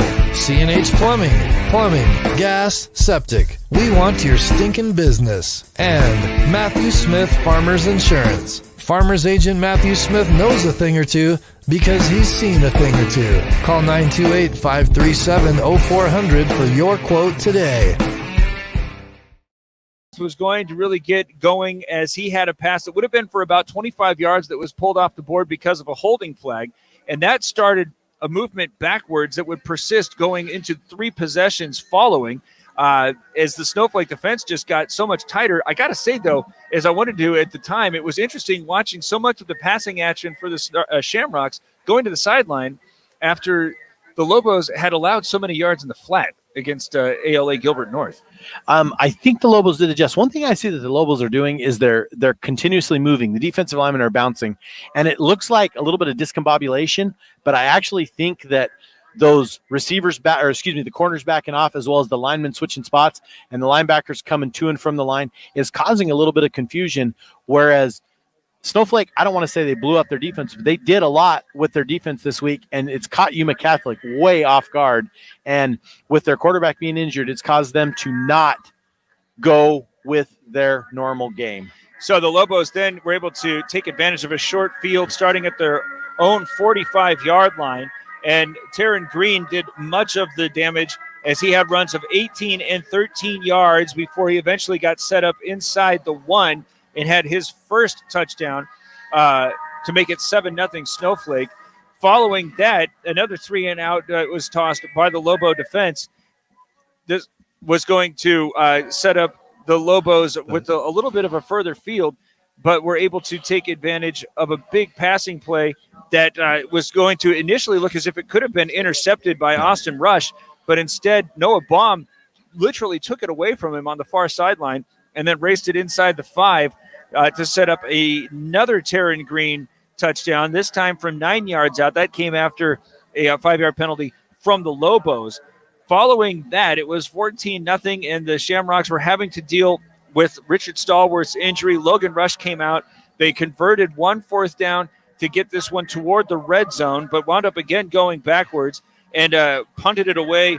Nope, they unsuccessfully attempted another 4th down, and on a shorter field, the Lobos were able to throw it into the end zone. This time, Cantrell, after setting up the passing play with both Brimhall and Green runs, was able to throw a fastball over the middle of the field. It was a little bit low, but Baum, who has been his favorite target, had his 5th catch, first touchdown, 26 yards out. He is now in the locker room with 118 passing yards. And then after getting the ball back, they were able to, I was out of order. Camden Brimhall had a 46-yard score before that 26-yard pass. So the Lobos right now have provided all 28 of the points. I think that if you had told everybody there was going to be a 28-point half, it would have been the expectation that it would be 14-14, maybe 21-7. But, of course, Yuma Catholic is right now contending with the Lobos with the backup quarterback, and this is going to be a really tall order as they are becoming more and more one-dimensional. They're going to be able to go into the locker room and make some adjustments, but let's not – I mean, yes, there was a 21-point deficit at halftime last week. It came out as a tie, but this has such a different feel to that game than that game last week did. ALA Gilbert came into that game with the backup quarterback and having him practiced all week. I'm not sure if Rush has taken how many snaps he was able to take over the break. And, you know, Derek, I look at this Yuma Catholic team, and they come into this game undefeated, and we have from our stats here, 469 points scored to 135 allowed. Snowflake's got a percentage of that in the first half on them. Just to finish that previous thought, Rush had completed 5 passes.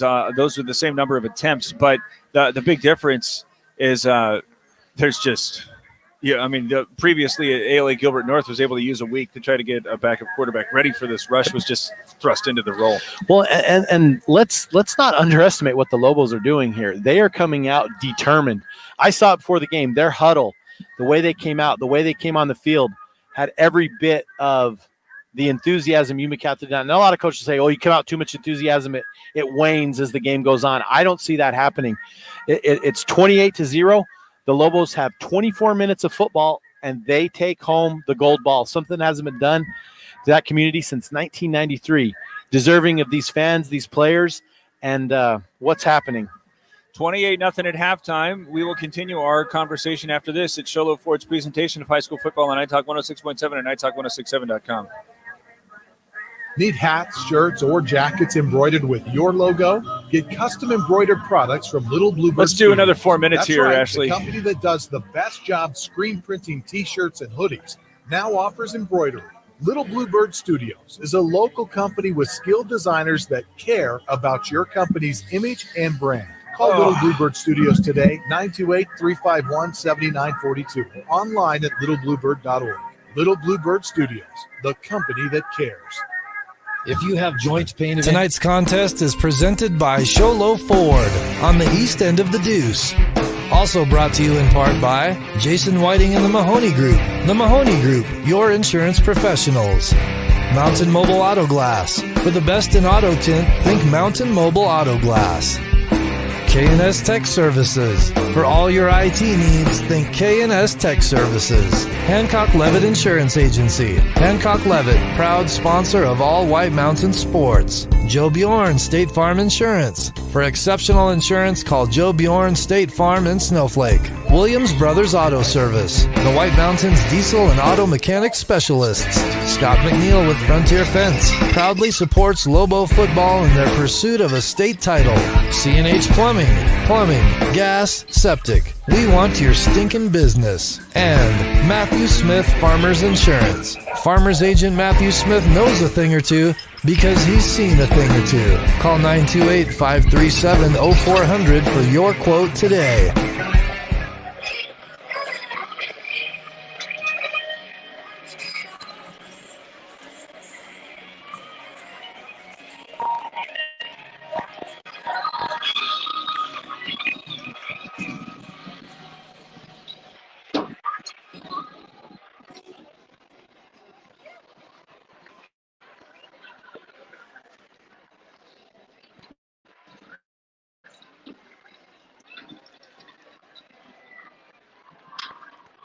Returning to the field, the Shamrocks of Yuma Catholic High School.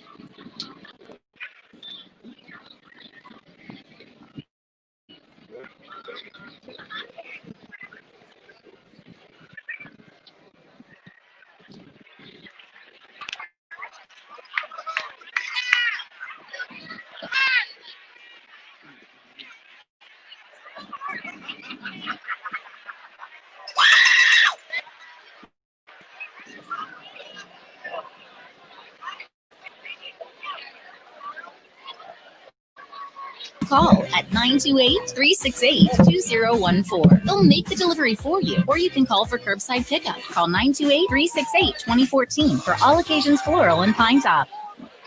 The great Vince Lombardi said, "The dictionary is the only place that success comes before work. Hard work is the price you must pay for success." I think you can accomplish. Want to go fishing? Head to Honda Ski and Outdoor Sport. They have fishing supplies, outdoor fishing attire, and fishing gear. Plus all kinds of bait including live worms, flies, and lures. The staff are experienced anglers and they can advise you on what you need, where to go, and what type of bait the fish are biting on. Plus, pick up your fishing, camping, and boat permits. When you think fishing, think Honda Ski and Outdoor Sport. Located on Highway 260, 1 mile before the casino. Thank our playoff sponsors, as without them this game would not be possible. They include Sholo Ford on the east end of the Deuce, Jason Whiting and the Mahoney Group. The Mahoney Group, your insurance professionals. Mountain Mobile Auto Glass for the best in auto tint. Think Mountain Mobile Auto Glass. K&S Tech Services. For all your IT needs, think K&S Tech Services. Hancock Levitt Insurance Agency. Hancock Levitt, proud sponsor of all White Mountain sports. Joe Bjorn State Farm Insurance. For exceptional insurance, call Joe Bjorn State Farm in Snowflake. Williams Brothers Auto Service, the White Mountains Diesel and Auto Mechanic Specialists. Scott McNeil with Frontier Fence, building security one fence at a time. Troy Merrill at Farmers Insurance. If you're looking for some peace of mind to go with your insurance policy, call Troy Merrill at Farmer Insurance, 928-333-7200. K Electric, protect yourself from power outages with any size backup generator and never go without. 536-2999. Brown and Russo, give them a chance to save you money. And C&H Plumbing, plumbing, gas, septic. We want your stinking business. 28-0 Snowflake leading as we take a quick peek inside the numbers for the Yuma Catholic Shamrocks. The quarterback right now, Logan Rush, 2 for 5 for 12 yards. Richard Stallworth is injured. The ordinary starter, who averages about 380 yards a game, is 1 for 9, 32 yards, and had been cut out of his jersey and put his arm in a sling. The initial report was that he had broken his left collarbone. Devin Black has carried it 8 times for 53 yards. Logan Rush has carried it 4 times for -7 yards, most of those yards coming on sacks. Richard Stallworth was also sacked once for 6 yards.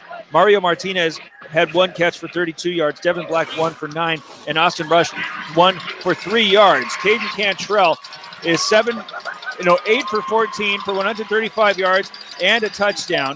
Noah Baum has been his primary target as he has 5 catches for 118 yards and a touchdown. Mason McKinley has 3 for 17 yards.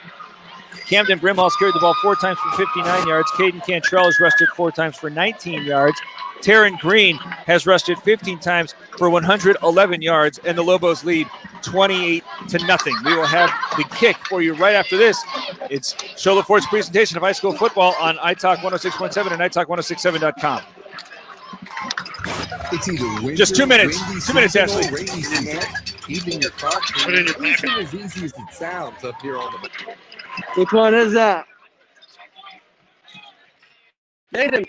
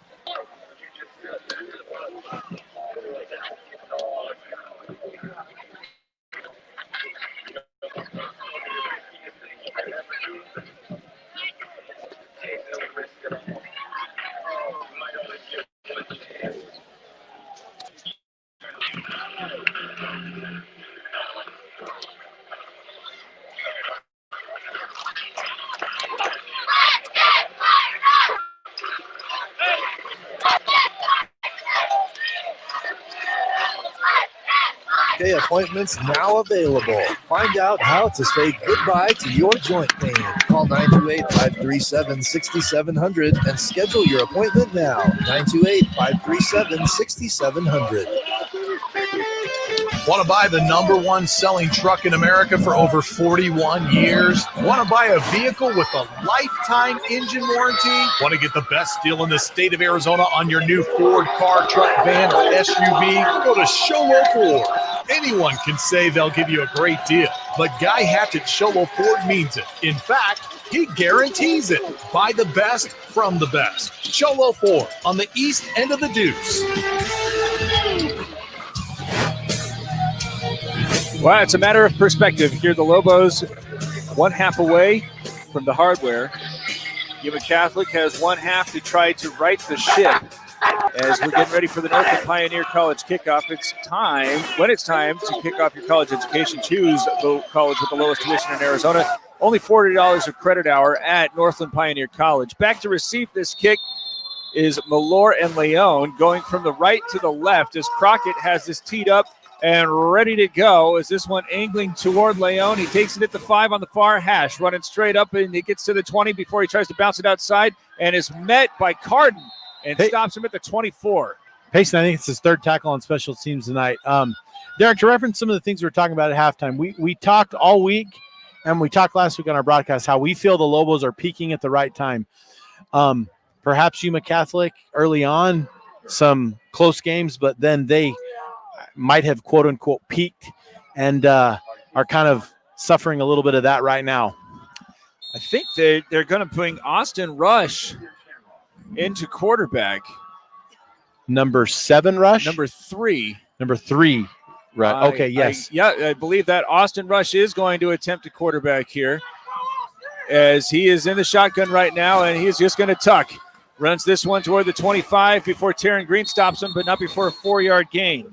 Pack of Lobos there to bring down Rush. I wonder how much we'll see that Wildcat look as we go through. That hasn't actually been one of their more successful. Rush comes off the field, and he's replaced by Martinez. We saw Martinez on that long 4th down fake punt. Then he has a pretty good arm. I think he also had wrongly been flagged for an illegal pass as he's now standing in at quarterback, and he's pretty deep from the shotgun as he starts running toward the near side. being pursued by Green, but cuts it up over the 30. Still weaving through traffic as he's over the 40. Now he's along the far sideline into Snowflake territory before he's finally run out of bounds by Carden. Carden coming all the way from his defensive end spot, pursuing and pushing him out of bounds. Derek, we knew adjustments were going to be made. So I guess he was forced out of bounds at midfield as Martinez has 10 yards on that carry. And they're going to bring, beg your pardon. Sorry, Derek. They're going to bring Rush back in to quarterback. So we're perhaps going to see. Oh no, we don't know who the quarterback is right now. There are 4 players behind center for the Shamrocks, and I think Austin Rush is the one that is expecting the snap, as he has 3 players on his left, and they're all serving as blockers as he runs to the left of the line, but is going to be stopped by Isaacs. Derek, I hope the humor in the comment I'm going to make is well seen. Did they place a call to Mr. Newcomb at Alchese at halftime and say, hey, what do we need to do to drop this? Because this is very similar to what the Alchese Falcons run week in and week out and do have some success with. Logan Rush now off the sideline and into the huddle. He looks like he is poised to go under center, facing 2nd down and 9 with 10 minutes and 35 seconds left here in the third quarter. They still have a crowded backfield with 3 players as Logan Rush, is going to go back and hand this to Black. Going to the left where all those blockers were. He'll twist his way forward over the 45 and down to the 44 to pick up 5. And Derek, as they come in on this tight formation, obviously something they've worked on, maybe not shown a ton with, but if you're the Lobos, you have to stay poised and go back to your base defense and run what's got you through these games this season. Martinez is off the sideline. Now Austin Rush as well. Logan Rush is still out in the huddle and looks like he is going to be serving as quarterback. Clock ticking under 10 minutes to play here in the third quarter. 28-0 Snowflake leading. And right now it is quarterback by committee for the Rocks as there is an I formation set up behind Rush. 5 seconds on the play clock as he has the snap, fake it. No, he does give it to Black, who is met at the line of scrimmage and dropped for no gain. And I think this could be the very, very, very, very heavy play call for Yuma Catholic here. 4th down, Derek, what do you see him doing here? Are they going to put this in the air, or are they going to go for it? The game is not over.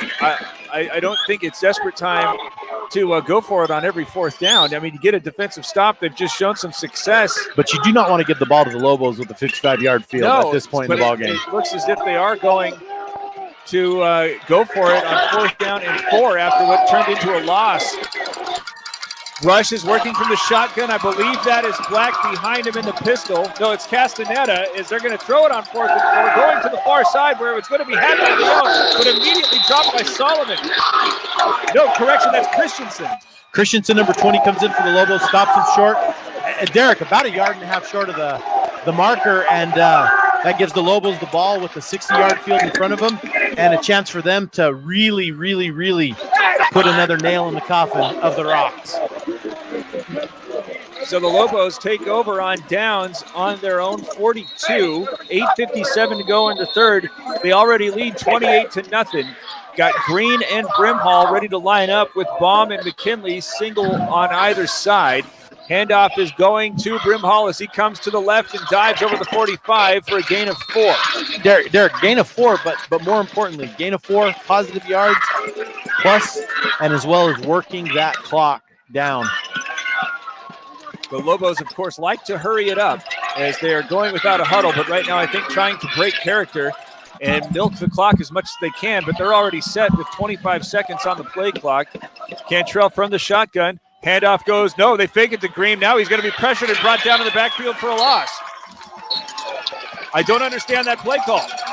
Was that Cantrell or did he fake the Green and Cantrell kept the ball? It looked like it was a designed RPO. And it's going to set him into a 3rd and 8. With number 30 in the backfield for the Lobos, though, 3rd and 8 is a very good play call. I could see the Lobos putting themselves in 4-down territory right here as well.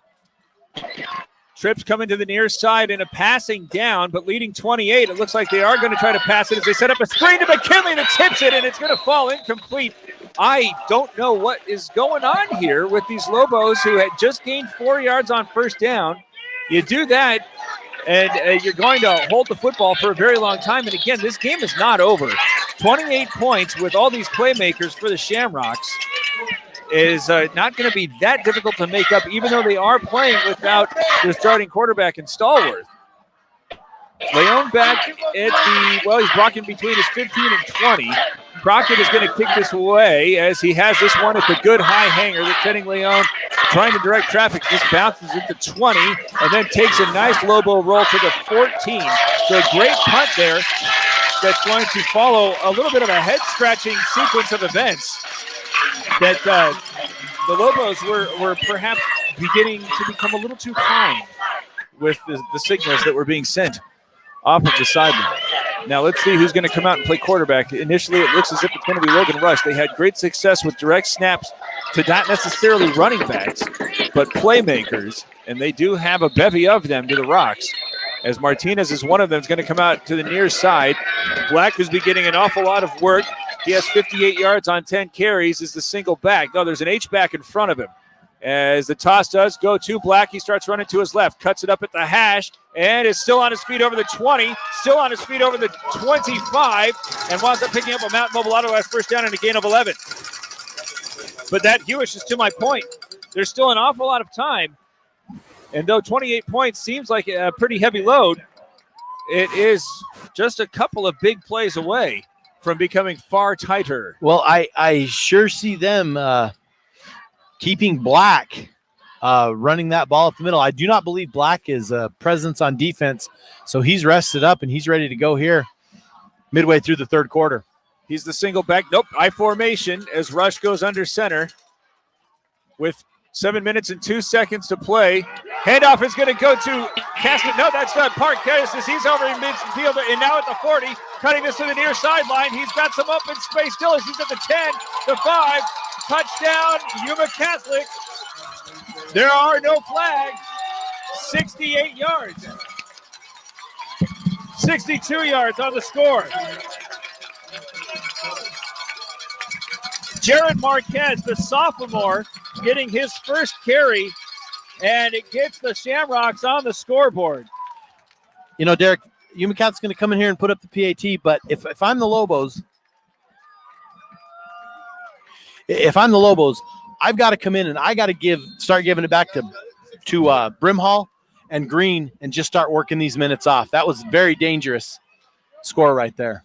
Extra point is away and good. And it's now a 3-possession ball game with 6 minutes and 50 seconds left in the third. 28-7. Snowflake still leads. Solar Ford's presentation of high school football on iTalk 106.7 and iTalk1067.com. Mountain Mobile Auto Glass has the most experienced technicians on the mountain. Their lead technicians have a minimum 10 years experience. They're certified and trained annually, and they gladly welcome Mercedes, BMW, Lexus, Infiniti, Jaguar. So no matter what your car is, you can trust that your glass. At Summit Healthcare, you'll find a level of care you might not expect from a rural hospital. We've recently received 5 stars from CMS, a prestigious ranking that less than 5% of facilities in Arizona earned. Our cancer center has proven its level of advanced care with a national accreditation from the Commission on Cancer. And we continue to add more doctors and services so that you don't have to leave the mountain to find the care you need. At Summit Healthcare, we're elevating care here at home. Reported that Marquez runs 72 yards to get Yuma Catholic on the board. Now trailing 28-7. The Lobos are expecting this to be kicked away. An onside probably is within the conversation on the Shamrock sideline. As back to receive is McKinley and Brimhall. Now they are going to try an onside kick that takes a high bounce and will be gathered in at the 45 by Yuma Catholic. You know, Derek, a few years ago in Yuma Catholic, these two teams met in 2017, and Yuma Catholic was up approximately, they were up about 3 scores. They were up and did an onside kick to perfection. And there's not many NFL kickers who can perform an onside kick like that. And it gives this Shamrock faithful and the sidelines some life. Martinez was able to gather that after the beautiful high hop on the onside kick. So now they're going to start this drive in Snowflake territory. The Lobos lead 28-7, but they kind of feel like they need a stop here after they went 3 and out. Logan Rush is the quarterback, I formation behind him, as they're going to drop back and look to the near side, and there's a man caught open in the flats. That's Austin Rush, who gets to the sideline. He's at the 20 before he is pushed out of bounds. Has a Mountain Mobile Auto Glass first down, but Lyman there with the stop. Derek, those were the same plays that hurt Snowflake in the second half last week. If they're going to allow that to go, it is going to be a very, very, very tall order to stop this Shamrock team. Incidentally, Logan Rush has converted on his last 4 passes. He's now thrown for 38 yards. They're in the red zone with 6 minutes and 41 seconds to play here and trailing 28-7. The Lobos crowding the line as the handoff goes. Black, he cuts to the right side. He is in the second level. He is at the 5. He is in the end zone for the score. Touchdown, Yuma Catholic. It only took 2 plays. 19-yard score, and Derek, I think Yuma Catholic might have scored twice within a minute on that clock. 88 yards now for Devin Black. The Lobos got a lot to think about. You know, Derek, we got Black, we got Green. Who's going to come out on top here? Well, let's see here. Is in to do this kicking is Logan Rush, the quarterback. As the snap is down, the kick is away, and it is good. And they have cut the Lobo deficit in half and still have 6 minutes and 30 seconds to play in the third quarter. It's Sholo Ford's presentation of high school football on iTalk 106.7 and iTalk1067.com. It's either winter, windy season, or rainy season. Keeping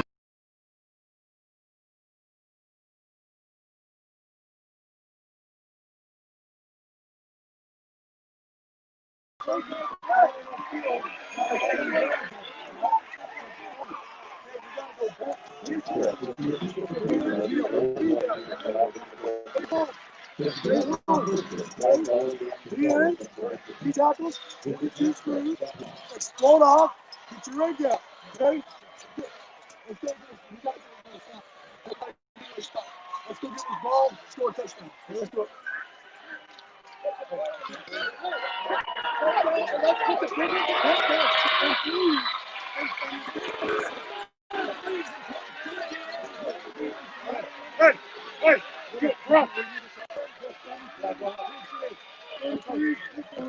Camden Brimhall, and he's only at his 20. But, Derek, these 30s are exposed for somebody to come down and drop that kick. This is a scary kick return for the Lobos. Here to kick it away is Almost, as now they're going to spread it out wider, but they still have 5 players bunched up right around inside the hashes as Almost approaches and runs this one right at 2 players, and he'll dive on it before it even went 10 yards. So the Lobos now have excellent field position. I don't understand that Shamrock decision. Yuma Catholic feeling like they're kind of playing with house money, but they're still down 14, and kind of question that one because the Lobos will begin this series on the rock side of the 50. Now, I'll go ahead and mention that Caden Cantrell is 8 for 14 for 135 yards, but I think most Snowflake fans are hoping that that's not a conversation, as he's got Brimhall and Green on either side of him, 2 capable runners that should be able to take the air out of the football, but they're going to throw it to Baum. Catches this at the 45, now runs out the far sideline. He's at the 30 before he's finally pushed out of bounds after a 19-yard gain and a Mountain Mobile Auto Glass first down, but I don't get it. Everybody in the stadium, I think, was thinking Brimhall and Green are going to get that, or Brimhall or Green, excuse me, we're going to get that ball, so they winged it out to Baum, and it paid big dividends for him right there. He's actually pushed out of bounds at the 32. 6 minutes and 26 seconds left, and the Lobo lead was 28-0. It stands at 28-14. They're still going without a huddle as Brimhall and Green are in the backfield, but now McKinley and Baum are the 2 receivers out wide to the left. Handed off, Brimhall goes to the right. He's still on his feet at the 30, pushed forward at the 25, and nearly at the yard marker, he gains 9. And he gains 9 and keeps that clock running. We are just halfway through the third quarter here. Big opportunity for the Lobos to eat some clock. Nothing could go better for them there than to take off about 4 minutes and put this in the end zone. It's second and short, same formation with McKinley and Baum wide left, but the handoff goes Green. He is tripped up but still on his feet over the 20 and fights his way forward inside the 20 to the 17, picks up 6 and a Mountain Mobile Auto Glass first down. They're going to spot this, and then as soon as they get set, they're going to start the clock. Snowflake might want to take a look at that play clock and let it run down a little bit. That's not their MO. 5:44 to go, and they lead 14. Same formation with McKinley and Baum wide left. An extra blocker is on the line. And they're going to throw this one to McKinley. He's got to make a man miss. Baum missed his block. Rush is there at the stop, but Noah Baum missed his block. I'm not sure if Noah missed as much as he was looking possibly to get downfield or something called, and he didn't realize that those corners were going to scream up and make that stop on McKinley. Puts the Lobos behind the chains. So both face now 2nd down and 12 as we're surrounded by Shamrock faithful. They're fired up after their team playing without their starting quarterback has been able to get 2 scores on the board, but the Lobos are now threatening. Again with the split backs as the handoff goes. Brimhall bounces around at the right edge. He'll get those yards lost back, maybe one more, but it's 3rd and long. Brimhall hit pretty hard there and goes down. Derek, it kind of looks like that Yuma Catholic is not adjusting to the run like ALA Gilbert did last week. They're still allowing for some big yards, although that only a gain of 3. Those defensive ends playing a huge key. Now, the Lobos were in this circumstance once in the second quarter, wound up having a field goal blocked. So facing now 3rd and 10 and in a passing circumstance. Got receivers on either side, but they go with Green. Counters this one to the left, but he'll be stopped. Well, he gets 1 yard. That should bring out the field goal unit. They're going to let Crockett have another try. Here comes Crockett out. Crockett from the left hash, which I believe, Derek, is his strength, is that side of the field. And so Sam Crockett's going to get another opportunity to put one through the uprights. This one will be set up with this line of scrimmage at the 16. They're going to tee it up at the 24, so it'll be a 34-yarder, which is well within his legs' strength.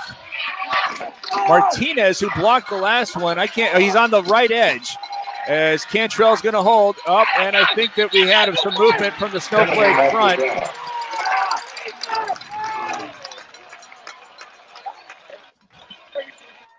Start number 76 off. Bradley Ruiz 4th down.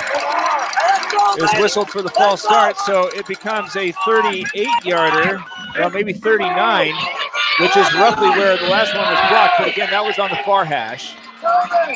Again, Martinez lined up on the right edge as Cantrell this time has the snap down. The kick is away, and it's long enough, and it's good. So they get some points to the Lobos. 31-14 they'll lead with 3 minutes and 28 seconds left in the third quarter. It's Sholo Ford's presentation of high school football on iTalk 106.7 and iTalk106.7.com. This service has never been better at all occasions floral and pine top. That's because they're open now under new management. They're standing by to meet your outside shade and then blow up the dog. Don't blow them up. We're in the floor.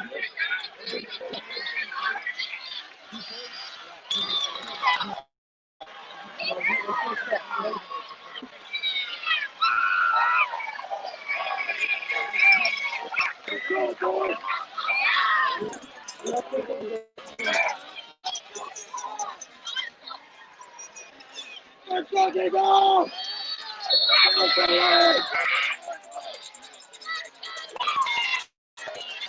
Is kicking this toward Malor and Leon as he puts a big boot into this one. It's angling toward Leon that'll take it at the 5.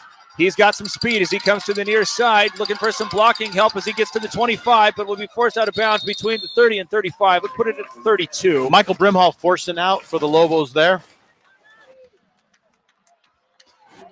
So the Shamrocks had a 72-yard score that got him on the board, then converted on an onside kick, a beautifully executed onside kick, that then 2 plays later wound up with Devin Black in the end zone from 19 yards out.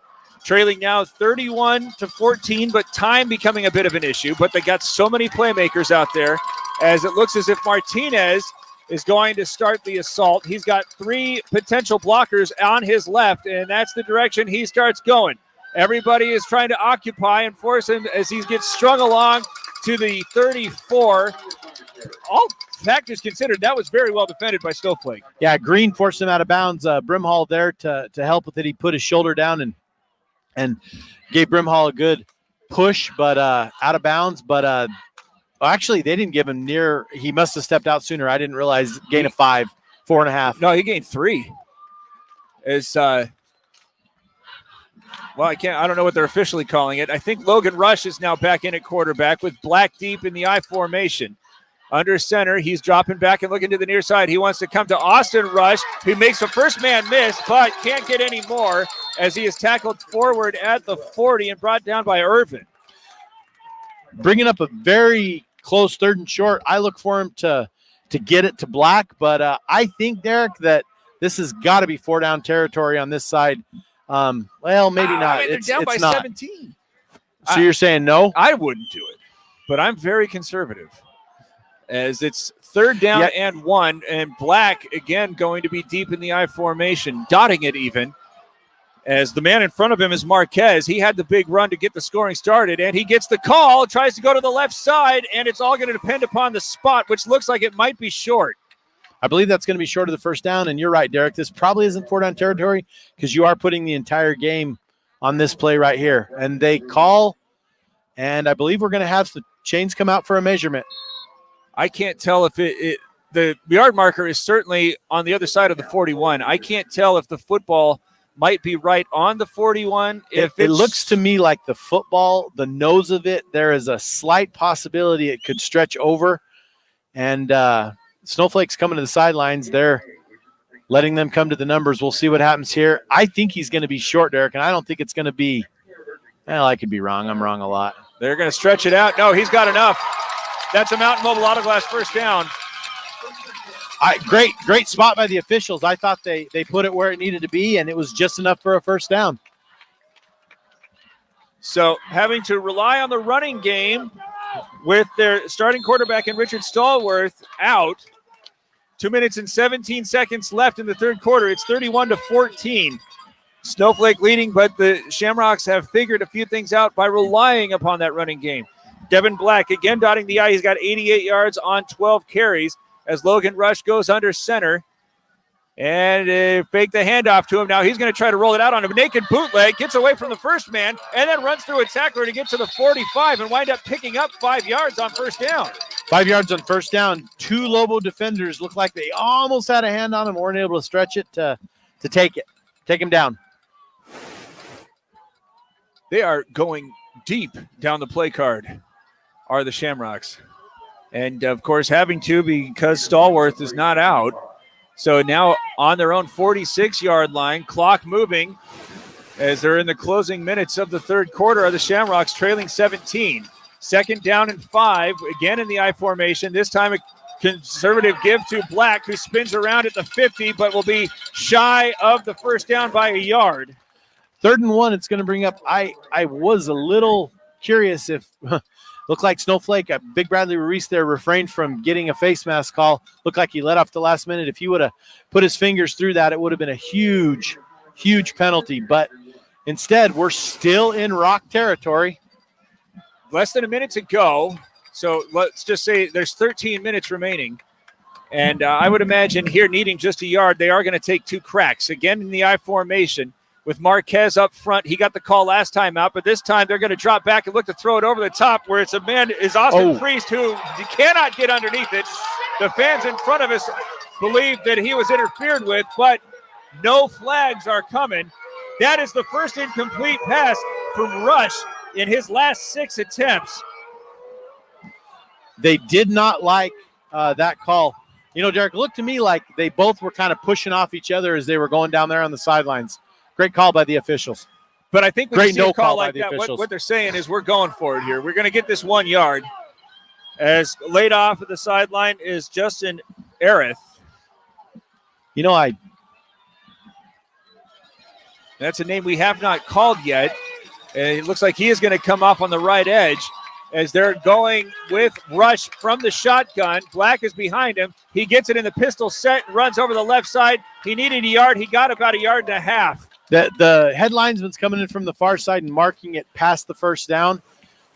They're going to convert, and I believe that they're going to give him everything he needed to get that 1st down. And they're moving the chains. 1st down, Shamrocks. Clock already going at 30 seconds, so they may have to get this play off. It does not look as if there's much time separating the game and play clocks. They just moved the football back about 1 yard. I don't know what's going on as they're under center with Rush.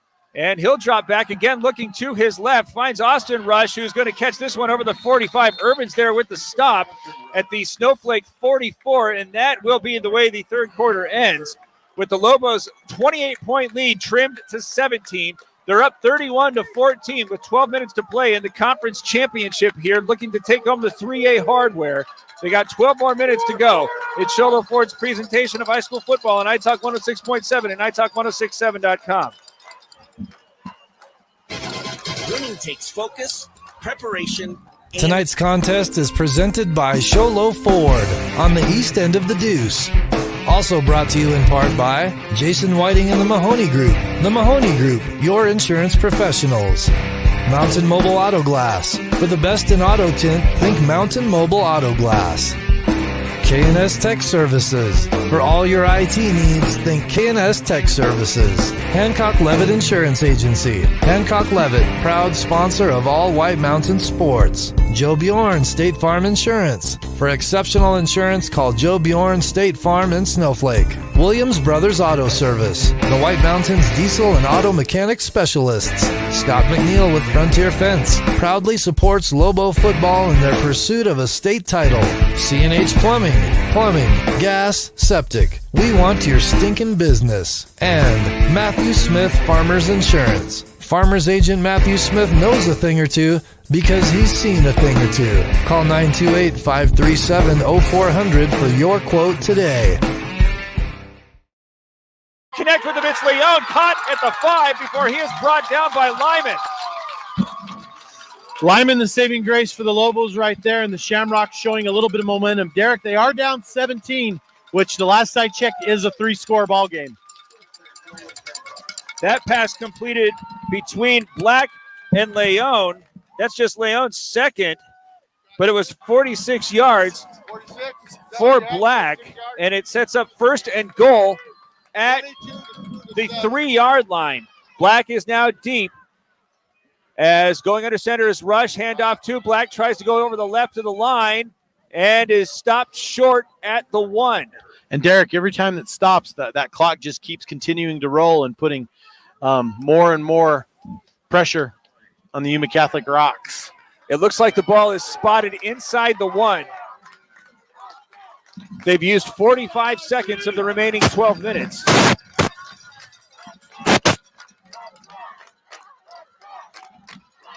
And now, slowly breaking huddle with 11 minutes remaining, trailing 31-17.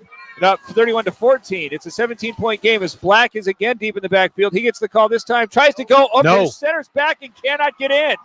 They spot, in fact, it looks like where they spotted him is he lost inches. I think that's Ruiz, who's a little bit slow getting up. He's been putting in some pretty hard work manning the interior of that defensive line. I think part of the reason Reese was slow to get up is because he was the bottom of about 15 players on top of him. So after using the first play from the fourth quarter to get it inside the 3, they are now facing 3rd and goal. They have officially spotted this at the 1. Black is again deep with 2 blockers in front of him as Rush turns and this time pitches it to Black, coming to the near side where he's going to try to cut it up and get it over the goal line for the no, he is short. The Yuma Catholic faithful do not like the call. From our vantage point, Derek, I cannot see that angle, and it looked like he turned it up, and I could not see what happened, but they are spotting it about as close to the line as you can be. That ball is sniffing the goal line. I mean, they need a field goal. They're going to take a timeout to talk about it. I don't see any shame in getting points here. But Derek, I think they're going to go for it. I think they're all or nothing. They have their starting quarterback hurt. I said it a little bit before. They're not quite playing with house money, but they're pretty dang close to breaking even on a bad night. I guess the other side of the coin is if you don't get it, you got the ball spotted inside the 1. And you need that score anyway. There's 3 capable runners in the Snowflake backfield, which I don't think this would daunt them much. But there's going to be... If the Lobos were able to hold and get the ball right here, they could go on a nice game chewing up clock drive. I mean, just walk with me. Take the 3 points. You've already shown that you can at least make it interesting with the onside kick. Agreed. It doesn't look as if that's part of the equation right now, as Black is set to come out as the ball is just shy of the goal line. So they're going to have the big sophomore in Rush going under center. You can also think about just keeping it with him. As he goes under center, snap is had. Give us to Marquez, who is stopped shy of the goal line again. Christensen is there first, and the Lobos have denied. And that might be the changing point in the game for the Snowflake Lobos. It looks like Ruiz is coming up a little bit hurt there, but credit that line for getting in there. Credit the collapse of the defense. Credit the pursuit. And they bring up Yuma Catholic short. In fact, they're spotting him. They're spotting him for a loss of 2. And Derek, as we can say after the fact, you were right. I don't ever get tired of hearing that. But you know what? Maybe they missed the field goal too. Well, you know. Great opportunity for the Lobos here to chew up a bunch of clock and go on a long, long, long drive. All right, 17-point lead. Also got to be worried about being tackled in the end zone, but they're going to try to pull that off of the table a little bit as Cantrell now is just going to continue to churn the pile forward and is going to be awarded yardage past the 5 and a gain of 3. Lobos content to just run that one out there. Now is a chance for them to give it to Green and get about 9-10 yards, get the first down, and start themselves on a very, very, very good game-winning drive. The turnover on downs occurs now with less than 10 minutes to go. 9 minutes and 20 seconds remaining in the ball game. 31-14, the Lobos lead. Again, opting to not huddle, but are trying to use as much clock as possible as it's now ticked down to 15 seconds, and they start moving things a bit as McKinley and Baum switch sides. You got Brimhall and Green in the backfield as now Cantrell wants to fake this one, but he's instead going to unload his Baum. Had it at the 30, but the pass was behind him, and he couldn't turn around to bring it in, and it falls incomplete. Pass to Baum, stopped it short. Stops the clock at 8:57 left. A lot of time, but not a lot of time, Derek. I'm struggling with some of the choices here. With 3 possessions separating you from a championship, it seems as if the one thing you don't want to have leave you is your best friend, the play clock. But they stopped that one after they could not convert on a pretty crafty play. Credit Baum for coming back and almost making that. Yes. It actually was a really good ball by Cantrell. Now they got 5 seconds to get this play off, and they're not set. 2 seconds as Cantrell is going to get the shotgun snap, hand it off to Green. No, he's going to keep it. He pulls it back. He's at the 10 and sliding at the 15. I think he has enough for the first down, and the Shamrocks are fortunate there wasn't a 15-yard flag tacked onto that. They could have got that as Cantrell slid, and they kind of fell over the top of him. Great no call by the officials, but we have another first down and a chance for the Lobos to chew up some more clock. A Mountain Mobile Auto Glass first down, and a big one is that one has the clock set and running at 8 minutes and 40 seconds. Cantrell had the option to give to Green, but he pulled it back at just the last moment and sprinted to his right and slid forward for the first down. The Lobos are a couple more movements of the chain away from making this exceedingly difficult for the Rocks, as this time the handoff will go to Green. He runs to his left, and he is over the 20. Well, he stopped at the 20. I really like seeing Derek right there, the call coming in a little bit later, chewing up these seconds and marching this clock down towards 8 minutes left. Green credited with 5 yards on that gain. He has 122 on 18 carries. Brimhall has 76 on 7 tries. Cantrell, 7 carries, 29 yards. And I think that those 3 young men ought to be getting as much of the action as one could imagine here. Facing second down and 5. Baum and McKinley split wide to the right, but the handoff will go to Green. He again runs to his left. Cut down as he approaches the yard marker. He's at the 23, and it'll be 3rd and 1. They're going to give him a little bit of actually, Derek, they gave him a spot there close to. I thought he was about 1.5 yards back, and they spotted it. And from our vantage point, we cannot see exactly that angle, but very close on a 3rd and 1 here. And the Lobos, again, just taking yards off. We're ticking down. We're under 20 on the play clock, 7:17 left, as you can see, for those of you on our YouTube broadcast. 7 minutes and 10 seconds now, waiting to get as many of these seconds off the play clock as possible. Now Cantrell is going to take the shotgun snap and run over the right edge. He gets to the 25 to the 30 and has a first down. And they are very fortunate of the Lobos because running hard to try to blow that play up for the Shamrocks was Lorenzo Duran, and I think he might have been held. But instead, it's a Mountain Mobile Auto Glass first down after the 5 yards gained by Cantrell. And the Lobos just eating clock right here as the play clock goes under 20. 6:49 left in the game.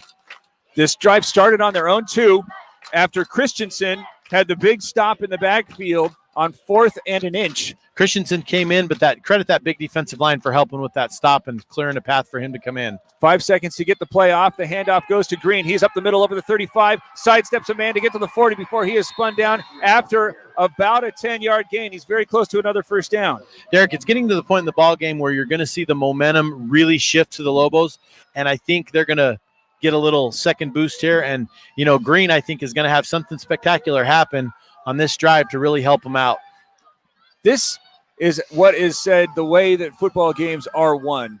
You get the ball on the 2, and you just assert yourself by not even needing to air it out. Right now, all the yardage has been gained on the ground as Cantrell trying to allow more time tick down. It's going to be close to 6 minutes when this is on, and it's off to Green as he is going to try the left side and not gain a lot. But if absolutely nothing else, they should be able to take another 30 seconds off of the clock and make this, again, their best friend, that moving clock. Green still with some positive yards right through the left side of that Lobo line, doing a great job. The lone receivers, again, moving off to the left are Baum and McKinley, but I think most watching people this. Wearing blue right now are hoping that they are just out there to decoy as Brimhall and Green are on either side of Cantrell. 10 seconds on the play clock as he now looks like he's ready to receive, and he wants to set the option pitch out to the near side where Green has to go away from one man at the 45, tiptoe down the sideline, approach midfield. Looks like he is very close to the first down, but not. Looks like he's right on the 50. Man, he looked like he was corralled, but he winds up gaining 8. He does get forced out of bounds to stop play at 5 minutes and 16 seconds left, leading 31-14. I love this Lobo play calling here, waiting for it to come in. This is just fantastic. They have not – have they had a play of negative yards this half? No. I don't think so either. So now facing 3rd and 1. This time it'll be Brimhall as he ducks underneath a tackler to get over the 49. Just enough.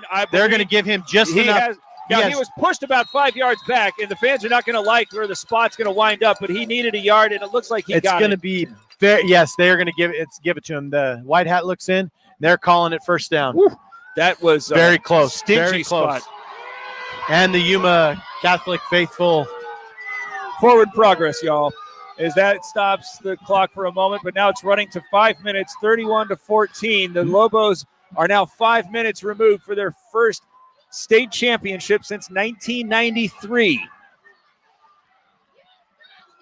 Cantrell running off the sideline. Now he only has 5 seconds to make this happen. 3 seconds as he sets up in the shotgun and just gets it off. Now as he's going to take the direct snap and run toward the 45, he jumps forward and winds up picking up 3. All they got to do is get those 3 and 4 yard chunks, Derek, and we know what's going to happen. There's definitely a displeasure over here on the Yuma Catholic sideline without their starting quarterback. We do wish the best for him. The sophomore come back strong next year. Clock moving. Now 4 minutes and 15 seconds left. The Lobos lead is 17. Trying to take as much time as possible without having to resort to a huddle. McKinley and Baum will line up on either side as Green will move over to the left, put Brimhall into an H-back. Just off the line on the left as the handoff goes Green. He's up the middle. He's at the 40. He's out nearly through the shoestring tackle, but Martinez brings him down, but not before he picks up a Mountain Mobile Auto Glass first down after a gain of 9. Derek, I'm gonna say something here. I think Green was actually better off just getting the first down and getting that shoestring tackle. You do not want to put the ball back in Yuma Catholic's hands right now. All they're doing is chunking yards and running this clock down, and putting it in here will be definitely demoralizing to this Yuma Catholic team. Clock moving at 3 minutes and 40 seconds. This drive started right around the 10-minute mark. I believe so. Pretty close to it, yes. And I think the Lobos might have to burn one here. They're at 9 seconds, 8, 7. Well, 6 on the play clock. They're now lined up. 4 seconds. Cantrell's in the shotgun. And the give will go to Green. He's again into the second level over the 35 and spun down toward the 30. Picks up 6. Positive yards, Derek. Positive yards. There's nothing that Yuma Catholic can do this time. You look at the fans, the sidelines. It's a great thing to see if you're a Lobo. Clock now at 3 minutes to play. 31-14, the Lobos lead, and right now in control, holding on to the football. But if absolutely nothing else, regardless of what happens on this play, they've just now left Yuma Catholic with very little time. Not only very little time, but they could put a stamp on a demoralizing drive like this. I love seeing this clock wind down when you have Taryn Green and see what the Lobos are capable of. 5 seconds now to get the play off.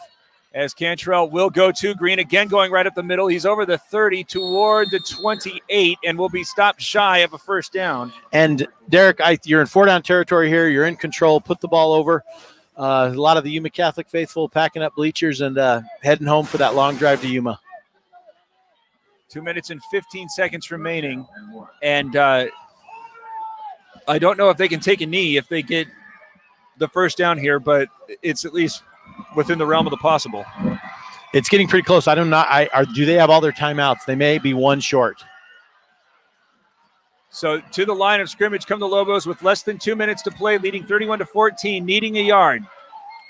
Cantrell, a couple of hard counts. Now 3 seconds to get it away. And the Lobo sideline will call the timeout with 1 minute and 46 seconds left. This is Sholo Ford's presentation of high school football on iTalk 106.7 and iTalk1067.com. Mountain Mobile Auto Glass has the most experienced technicians on the mountain. Their lead technicians. Tonight's contest is presented by Sholo Ford on the east end of the Deuce. Also brought to you in part by Jason Whiting and the Mahoney Group. The Mahoney Group, your insurance professionals. Mountain Mobile Auto Glass. For the best in auto tint, think Mountain Mobile Auto Glass. K&S Tech Services. For all your IT needs, think K&S Tech Services. Hancock Levitt Insurance Agency. Hancock Levitt, proud sponsor of all White Mountain sports. Joe Bjorn State Farm Insurance. For exceptional insurance, call Joe Bjorn State Farm in Snowflake. Williams Brothers Auto Service. The White Mountains diesel and auto mechanic specialists. Scott McNeil with Frontier Fence. Proudly supports Lobo football in their pursuit of a state title. C&H Plumbing, gas, septic. We want your stinking business. And Matthew Smith Farmers Insurance. Farmers agent Matthew Smith knows a thing or two because he's seen a thing or two. Call 928-537-0400 for your quote today. Or did they put it in the end zone? He needed a yard. He gained 22. 176 now for Taryn Green on 26 carries. And now 90 seconds separating the Lobos for their first championship in nearly 20 years. Cantrell does hand it to Green, who's going to come to the near side, trying to get into the pay dirt, and does so for the score. Effectively putting the last nail in the coffin for the Yuma Catholic Shamrocks. Now, how long ago was it the boys basketball team won a state championship? I believe 2015. And anything since? Track a couple times and quite a few runner-ups in track and various other sports. But I believe basketball was the last team. And, of course, track can be a team too. But a few track titles here and there. I don't think there's been a golf since then. The extra point is good from Crockett. It is 38-14. Snowflake leading with 1 minute and 19 seconds left. You know, Derek, it comes well-deserved after that drought of 1993, having to play the last 10 years against some of these schools, particularly the Christians, the Charters, and the Catholics, and having to face them and what we all suspect goes on with those schools, and being a true public school state champion, but winning it outright. Well, they have, again, sold out their allotment of tickets in 11 minutes, you said. It was something like that was what I was told. They just let loose a mighty roar. That's the only thing that's bad about this in this COVID year is the fact that you weren't able to have the community and the fan support there. Effectively, it would have been a great, Snowflake and Taylor would have been a great place to possibly commit a crime tonight if they would have been able to open this up to all the fans that wanted to be here. There was lots of people that couldn't make it. Minute and 19 seconds left, and Yuma Catholic is going to send 2 players back. I can't see the numbers. I think that, they're going to kick a short one of the Lobos, as this one is bounced around and dove upon by one of the Rocks. And, you know, Derek, I absolutely don't mind that kick, because a few years ago, like I said, in 2017, Yuma Catholic, in major control of the game, did something similar in a similar situation. So I have no sympathy for the Shamrocks on a night like tonight. The only strategy being employed there was just to prevent them from being able to run one back. Absolutely. Great strategy. I don't think that any faces were being rubbed, as there's now a minute and 16 seconds left. Yuma Catholic playing most of the ball game without Richard Stallworth, the high-flying quarterback. Logan Rush came in and performed admirably, as he's thrown for 51 yards, and he's going to let loose right now as he's trying to let everybody get downfield. Now uncorks into double coverage, where it will be caught, or is it intercepted? Solomon might have the Solomon just intercepted it, and it is over with. And the Lobos are going to get a sideline penalty, but they do not care. And there come the flags. There come the flags, which we knew was going to happen, but Solomon was much like Noah Baum in the first half, just out jumping and out fighting the Shamrock receiver. In that case, with Baum, it was a defender, and taking that one away. I think the intended man was Leone. I think Snowflake might have made a couple substitutions here to get some of these players. I'm not positive here, but I think we're going to go to a knee, and we're going to have a Snowflake State Championship. 38-14, 24-point lead, as the Lobos now having a hard time determining who is going to be in and out.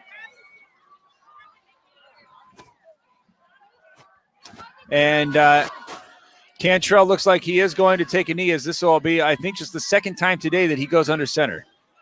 And the knee is taken. The clock starts running, and it doesn't look as if anybody on the Yuma Catholic sideline wants to prolong the experience. The Lobos and their fans all fired up. And the state champs chant begins. I mean, they had all week to think of something. I would like to think that they could have come up with a little bit more color. But state champs, they will be in 34 seconds. So whatever they are saying, it is actually true, as the second knee is taken with less than 40 seconds to go. That is all that is going to be required, as they're shaking hands with the number 1 Yuma Catholic Shamrocks, and the Lobos will be your 2020 3A state champions.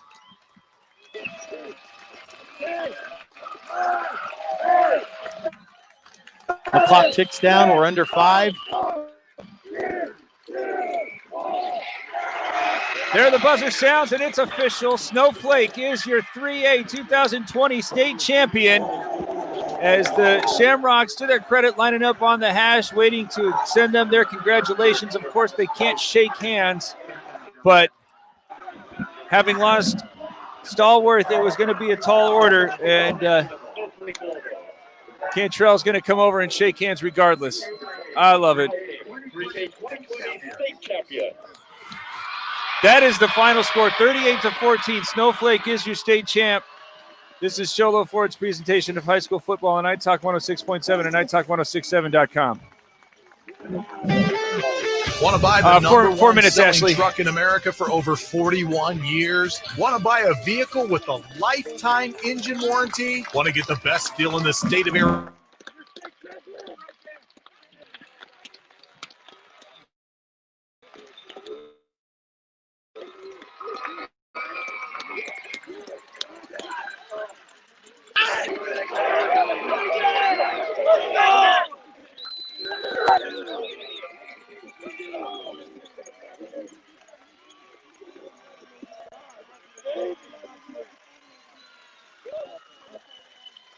Hey, that is you guys first. You guys first. These coaches right behind you. Okay? Working, getting it done. Awesome, awesome, awesome job. Okay? I knew it. I knew it. I knew it last night when the captains came and told me what they wanted to do. You guys are special. You guys are special. Never forget that. Never lose that. Awesome job, Lobos. Awesome job. Let's go.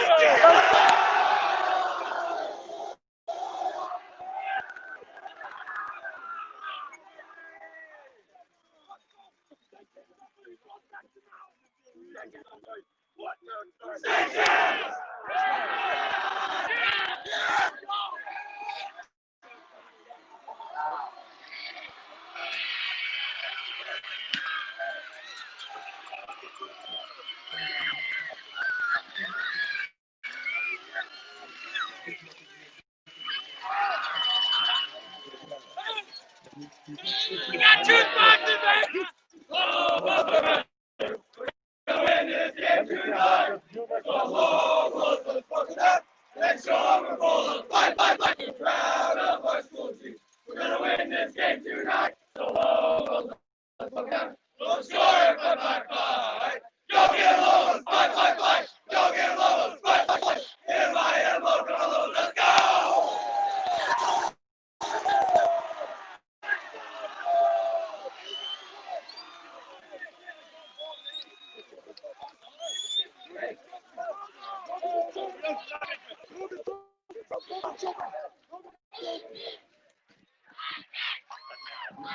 Presenting the gold ball, the championship trophy to the 2020 3A state ball champions. Head coach Ken Sullivan.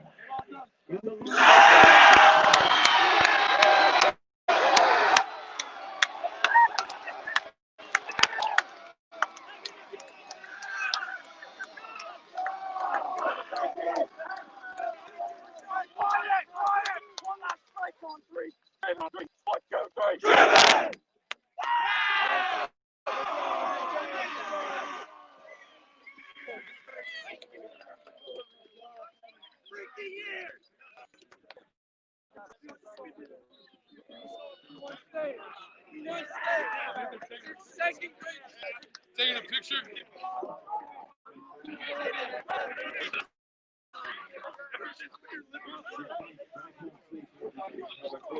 Hey, turn it out,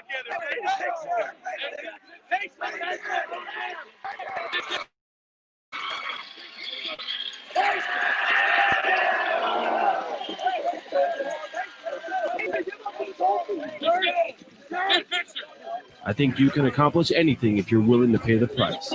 Dr. Joshua Bueller and Bueller Orthodontics would like to encourage.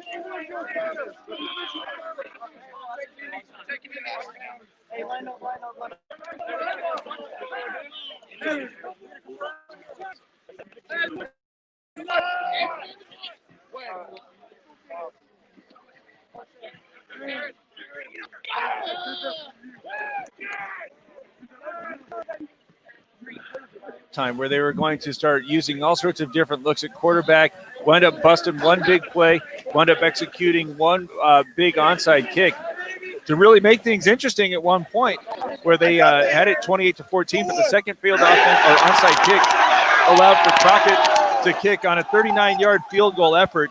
And again, credit the Shamrocks. They converted on 2 4th downs, I believe, in their last possession, which ended inside the 1 yard line on 3rd down, but were stopped on 4th and goal by, was it Christensen? Christensen, the big line made, held up those linemen, and Christensen was able to creep right in, use his wheels and make that stop. And the Lobos then proceeded to go on a very long drive and a very long game sealing drive. Well, and I'm going to go ahead and use my executive authority to say that was the Deemer's glass shattering hit of the game. Need glass for your home or business. Deemer's Glass in Lakeside is hands down the best place to call.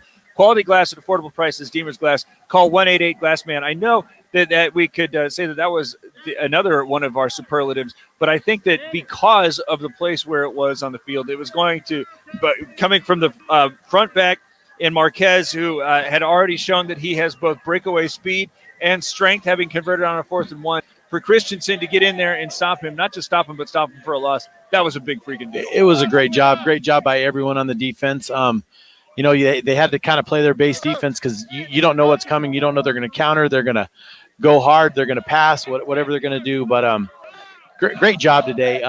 Derek, one group we have not given a lot of credit to that deserves it. Before sorry. you start doing that, though, that's Deemer's Glass, the glass shattering hit of the game. D-Glass for your home or business. Deemer's Glass in Lakeside is hands down the best place to call. Quality glass at affordable prices. Deemer's Glass. Call 1-888-GLASSMAN. You were saying. I was just saying that one of the groups we have not talked about today is the offensive line for the Lobos. The offensive line absolutely dominated these Shamrocks up front. If it weren't for the domination, Stallworth does not get hurt. That was not a soft hit. Yeah. And the rush was, they came right through and absolutely demoralized this Yuma Catholic offensive line and defensive line for that matter. So we've already talked so much about Cantrell and Green, who had 179 yards, including 3 touchdowns on 27 carries. But for our Beeler Orthodontics straight line play of the game, Beeler Orthodontics, live to smile, love your smile. I want to go to Camden Brimhall's 46-yard touchdown, which made it a 21-0 game. And I think at that point was really going to make it difficult for the Shamrocks. Absolutely difficult to that point in the game.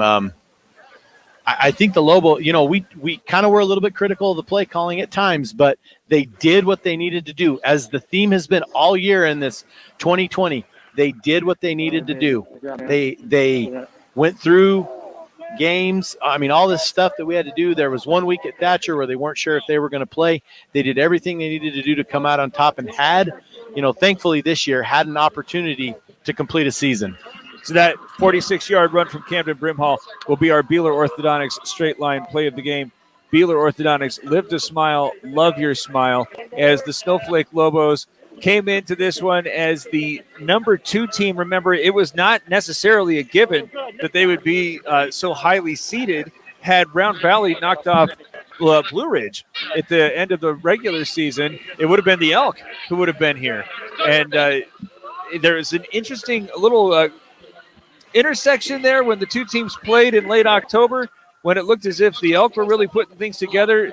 Snowflake only lost by a couple of points, but really did not play well in that ball game. But since then, it has just been a weekly and marked improvement that it makes them almost seem like a completely different unit since that Round Valley game. Yeah, Derek, they were able to squeak out a few of those wins through the first part of the season, but the fact of the matter is they got the win. It doesn't matter if you win by, what was some of Yuma Catholic scores, 80-0? Yes. Or 22-20 to ALA the first go-around. They did what they needed to do. They put the ball in the end zone when they needed to, and they came out with the one blemish up in the dome, which is a very hard place to play. And they are the team left standing in this wild 2020 high school football season. So as the Lobos win 38-14 to claim the hardware for the first time since 1993, we want to take one final opportunity to thank our playoff sponsors, because without them, we would not have been able to get these 2 ball games here at Coronado High School on the air. So thank you, Sholo Ford. You're on the east end of the Deuce. Thank you, Jason Whiting and the Mahoney Group. The Mahoney Group is your insurance professionals. Mountain Mobile Auto Glass for the best auto tint. Think Mountain Mobile Auto Glass, and thank you, Mountain Mobile Auto Glass. KNS Tech Services for all your IT needs. Think KNS Tech Services. Hancock Levitt Insurance Agency. Hancock Levitt is proud sponsor of all White Mountain Sports. And we thank you, Joe Bjorn State Farm Insurance, for exceptional insurance. Called Joe Bjorn State Farm in Snowflake. Williams Brothers Auto Service, the White Mountains Diesel and Auto Mechanic Specialists. Special thanks now to Scott McNeil with Frontier Fence, building security one fence at a time. Troy Merrill at Farmers Insurance. If you're looking for some peace of mind to go with your insurance policy, call Troy Merrill at Farmers Insurance, 928-333-7200. K Electric. Protect yourself from power outages with any size backup generator and never go without at 536-2999. Thank you, Brown and Russo. Give them a chance to save you money. And thank you, C&H Plumbing, gas, septic. We want your stinking business. Last thought? Last thought, I hate to put another knock on this, but these boys have played together and have lived together in that community since they were young. This was something they have dreamed of. This was a goal they set first and second grade when they see these boys playing. It's finally nice to see the public version of schools in Arizona come out on top in this division. Congratulations to them. Congratulations to them for being here and making it, defeating what seemed like an insurmountable task. Congratulations to the Lobos as they are the 2020 3A Conference state champions. Last call here at Coronado High School, 38-14. The Lobos win the state championship. Thank you for spending your weekend with us. Thank you, Ashley, in the studio. For I'm Aaron Hewish. I'm Derek Palmer. And thank you to Mike Caldwell, the spotting what would we call Genius. Him? Genius, yes. Spotting genius and Mike Caldwell. Thank you so much for listening to us. And, let's see if we can get some basketball on. Huh? What do you say, Absolutely. sports gods? Let's make it happen. Hey, as we come into January and the season starts, tune into iTalk for hopefully some local basketball with our White Mountain teams. All right, thanks again. And this has been Sholo Ford's presentation, high school football on iTalk 106.7 and iTalk1067.com. There we go. Okay, all right, very good. Next. Let's go, guys. Somebody behind you. Hold on. There you go. Okay, good job.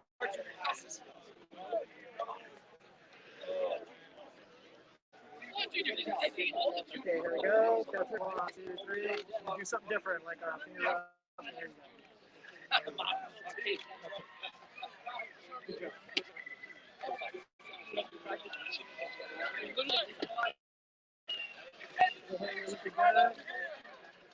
There you go. Do something different. All right, good. Yeah, I did.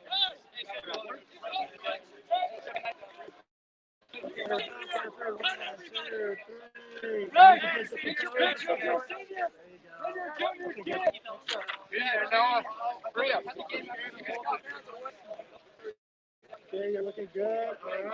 Do something different. Like a different color. There you go.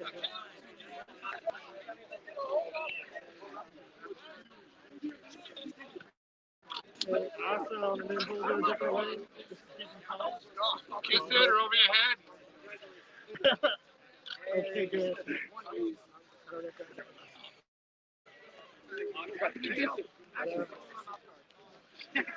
we go. All right, and then a different color.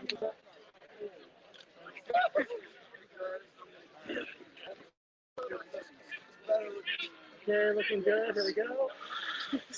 And then a different color. Good job.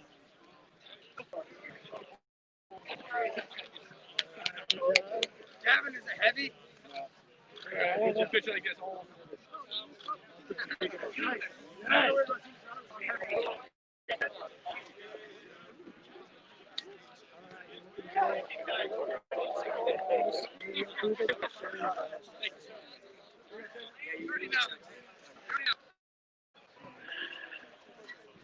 We're on Monday.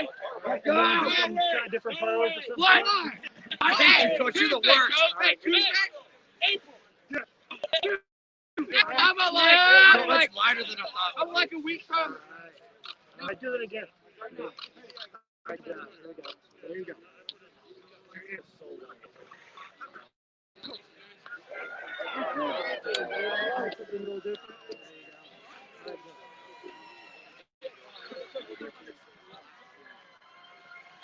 Here we go. All right, a little something a little different. Some different poses.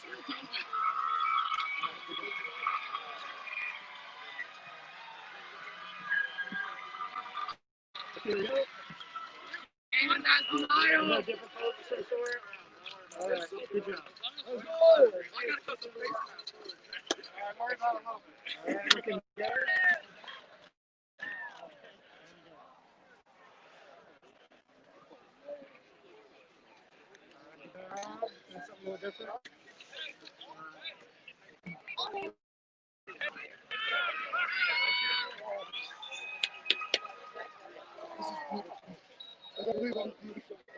here we go. And then something different. Number one. Or some other kind of pose. Do something different. Number one. You guys did it. There you go. Good job.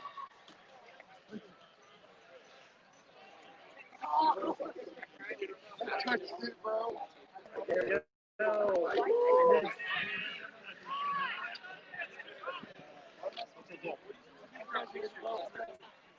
Whatever you want. All right, looking good. Hey, but then they'll be like, that was a funny guy. I'm going to be the guy who drops. Okay, there we go. That's what I've seen today. Can I get on the ground and kick my legs up? I do that. All right, different poses of some sort. There you go. All right, go ahead. Do your move. All right, good job. You're looking awesome. I've never seen this. All right, there you go. Yes.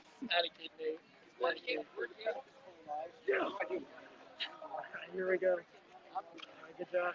Something else. Some other pose. Some other pose. There you go. There you go. I like it. Yeah. It's very contemplative. Okay, here we go. And then something different. All right, there you go.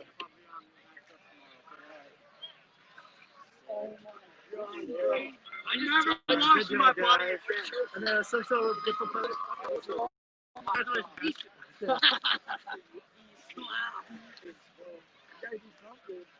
All right, very good.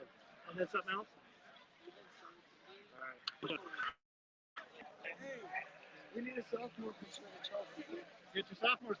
Yeah. All right, something else? Another pose?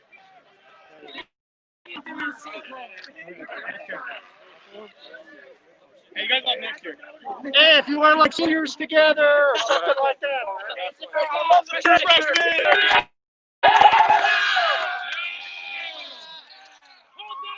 Hold that up, dude! Let's go,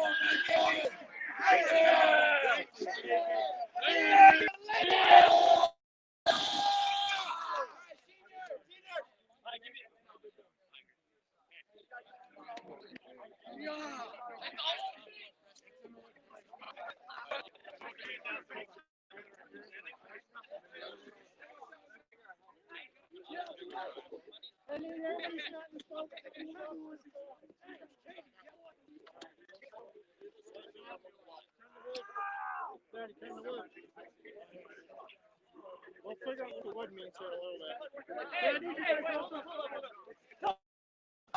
Yes!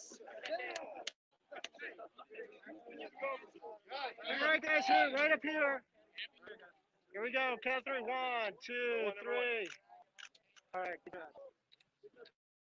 All right, who else? What other group? Coaches? I got to do all the coaches, too.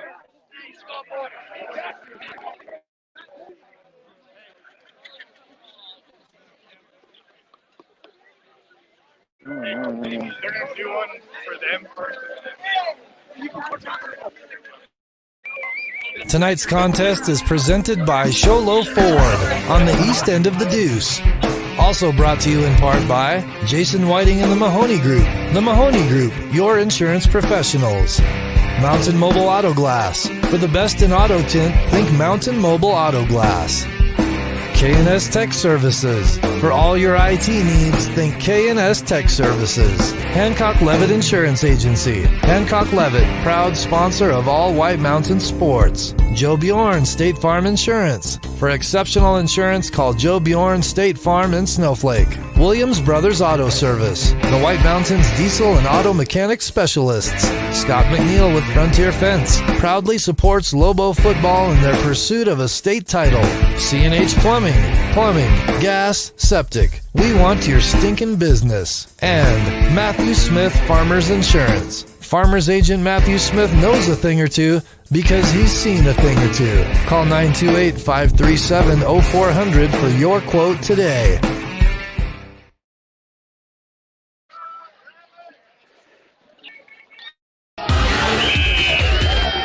This has been Sholo Ford's presentation of high school football on iTalk 106.7 KNKI Pine Top and iTalk1067.com. Brought to you in part by Northland Pioneer College, Ace Hardware of the White Mountains, Deemer's Glass, Beeler Orthodontics, Summit Regional Medical Center, Octopus Car Wash, Mountain Mobile Auto Glass, and Little Blue Bird Studios. This broadcast has been a copyrighted production of iTalk 106.7 and Country Mountain Airwaves, a Kopaniki communications station. Any rebroadcast, retransmission, or use of this broadcast without the expressed written consent of iTalk 106.7 or Country Mountain Airwaves is strictly prohibited. For more information on this game and other games around the region, go to iTalk1067.com.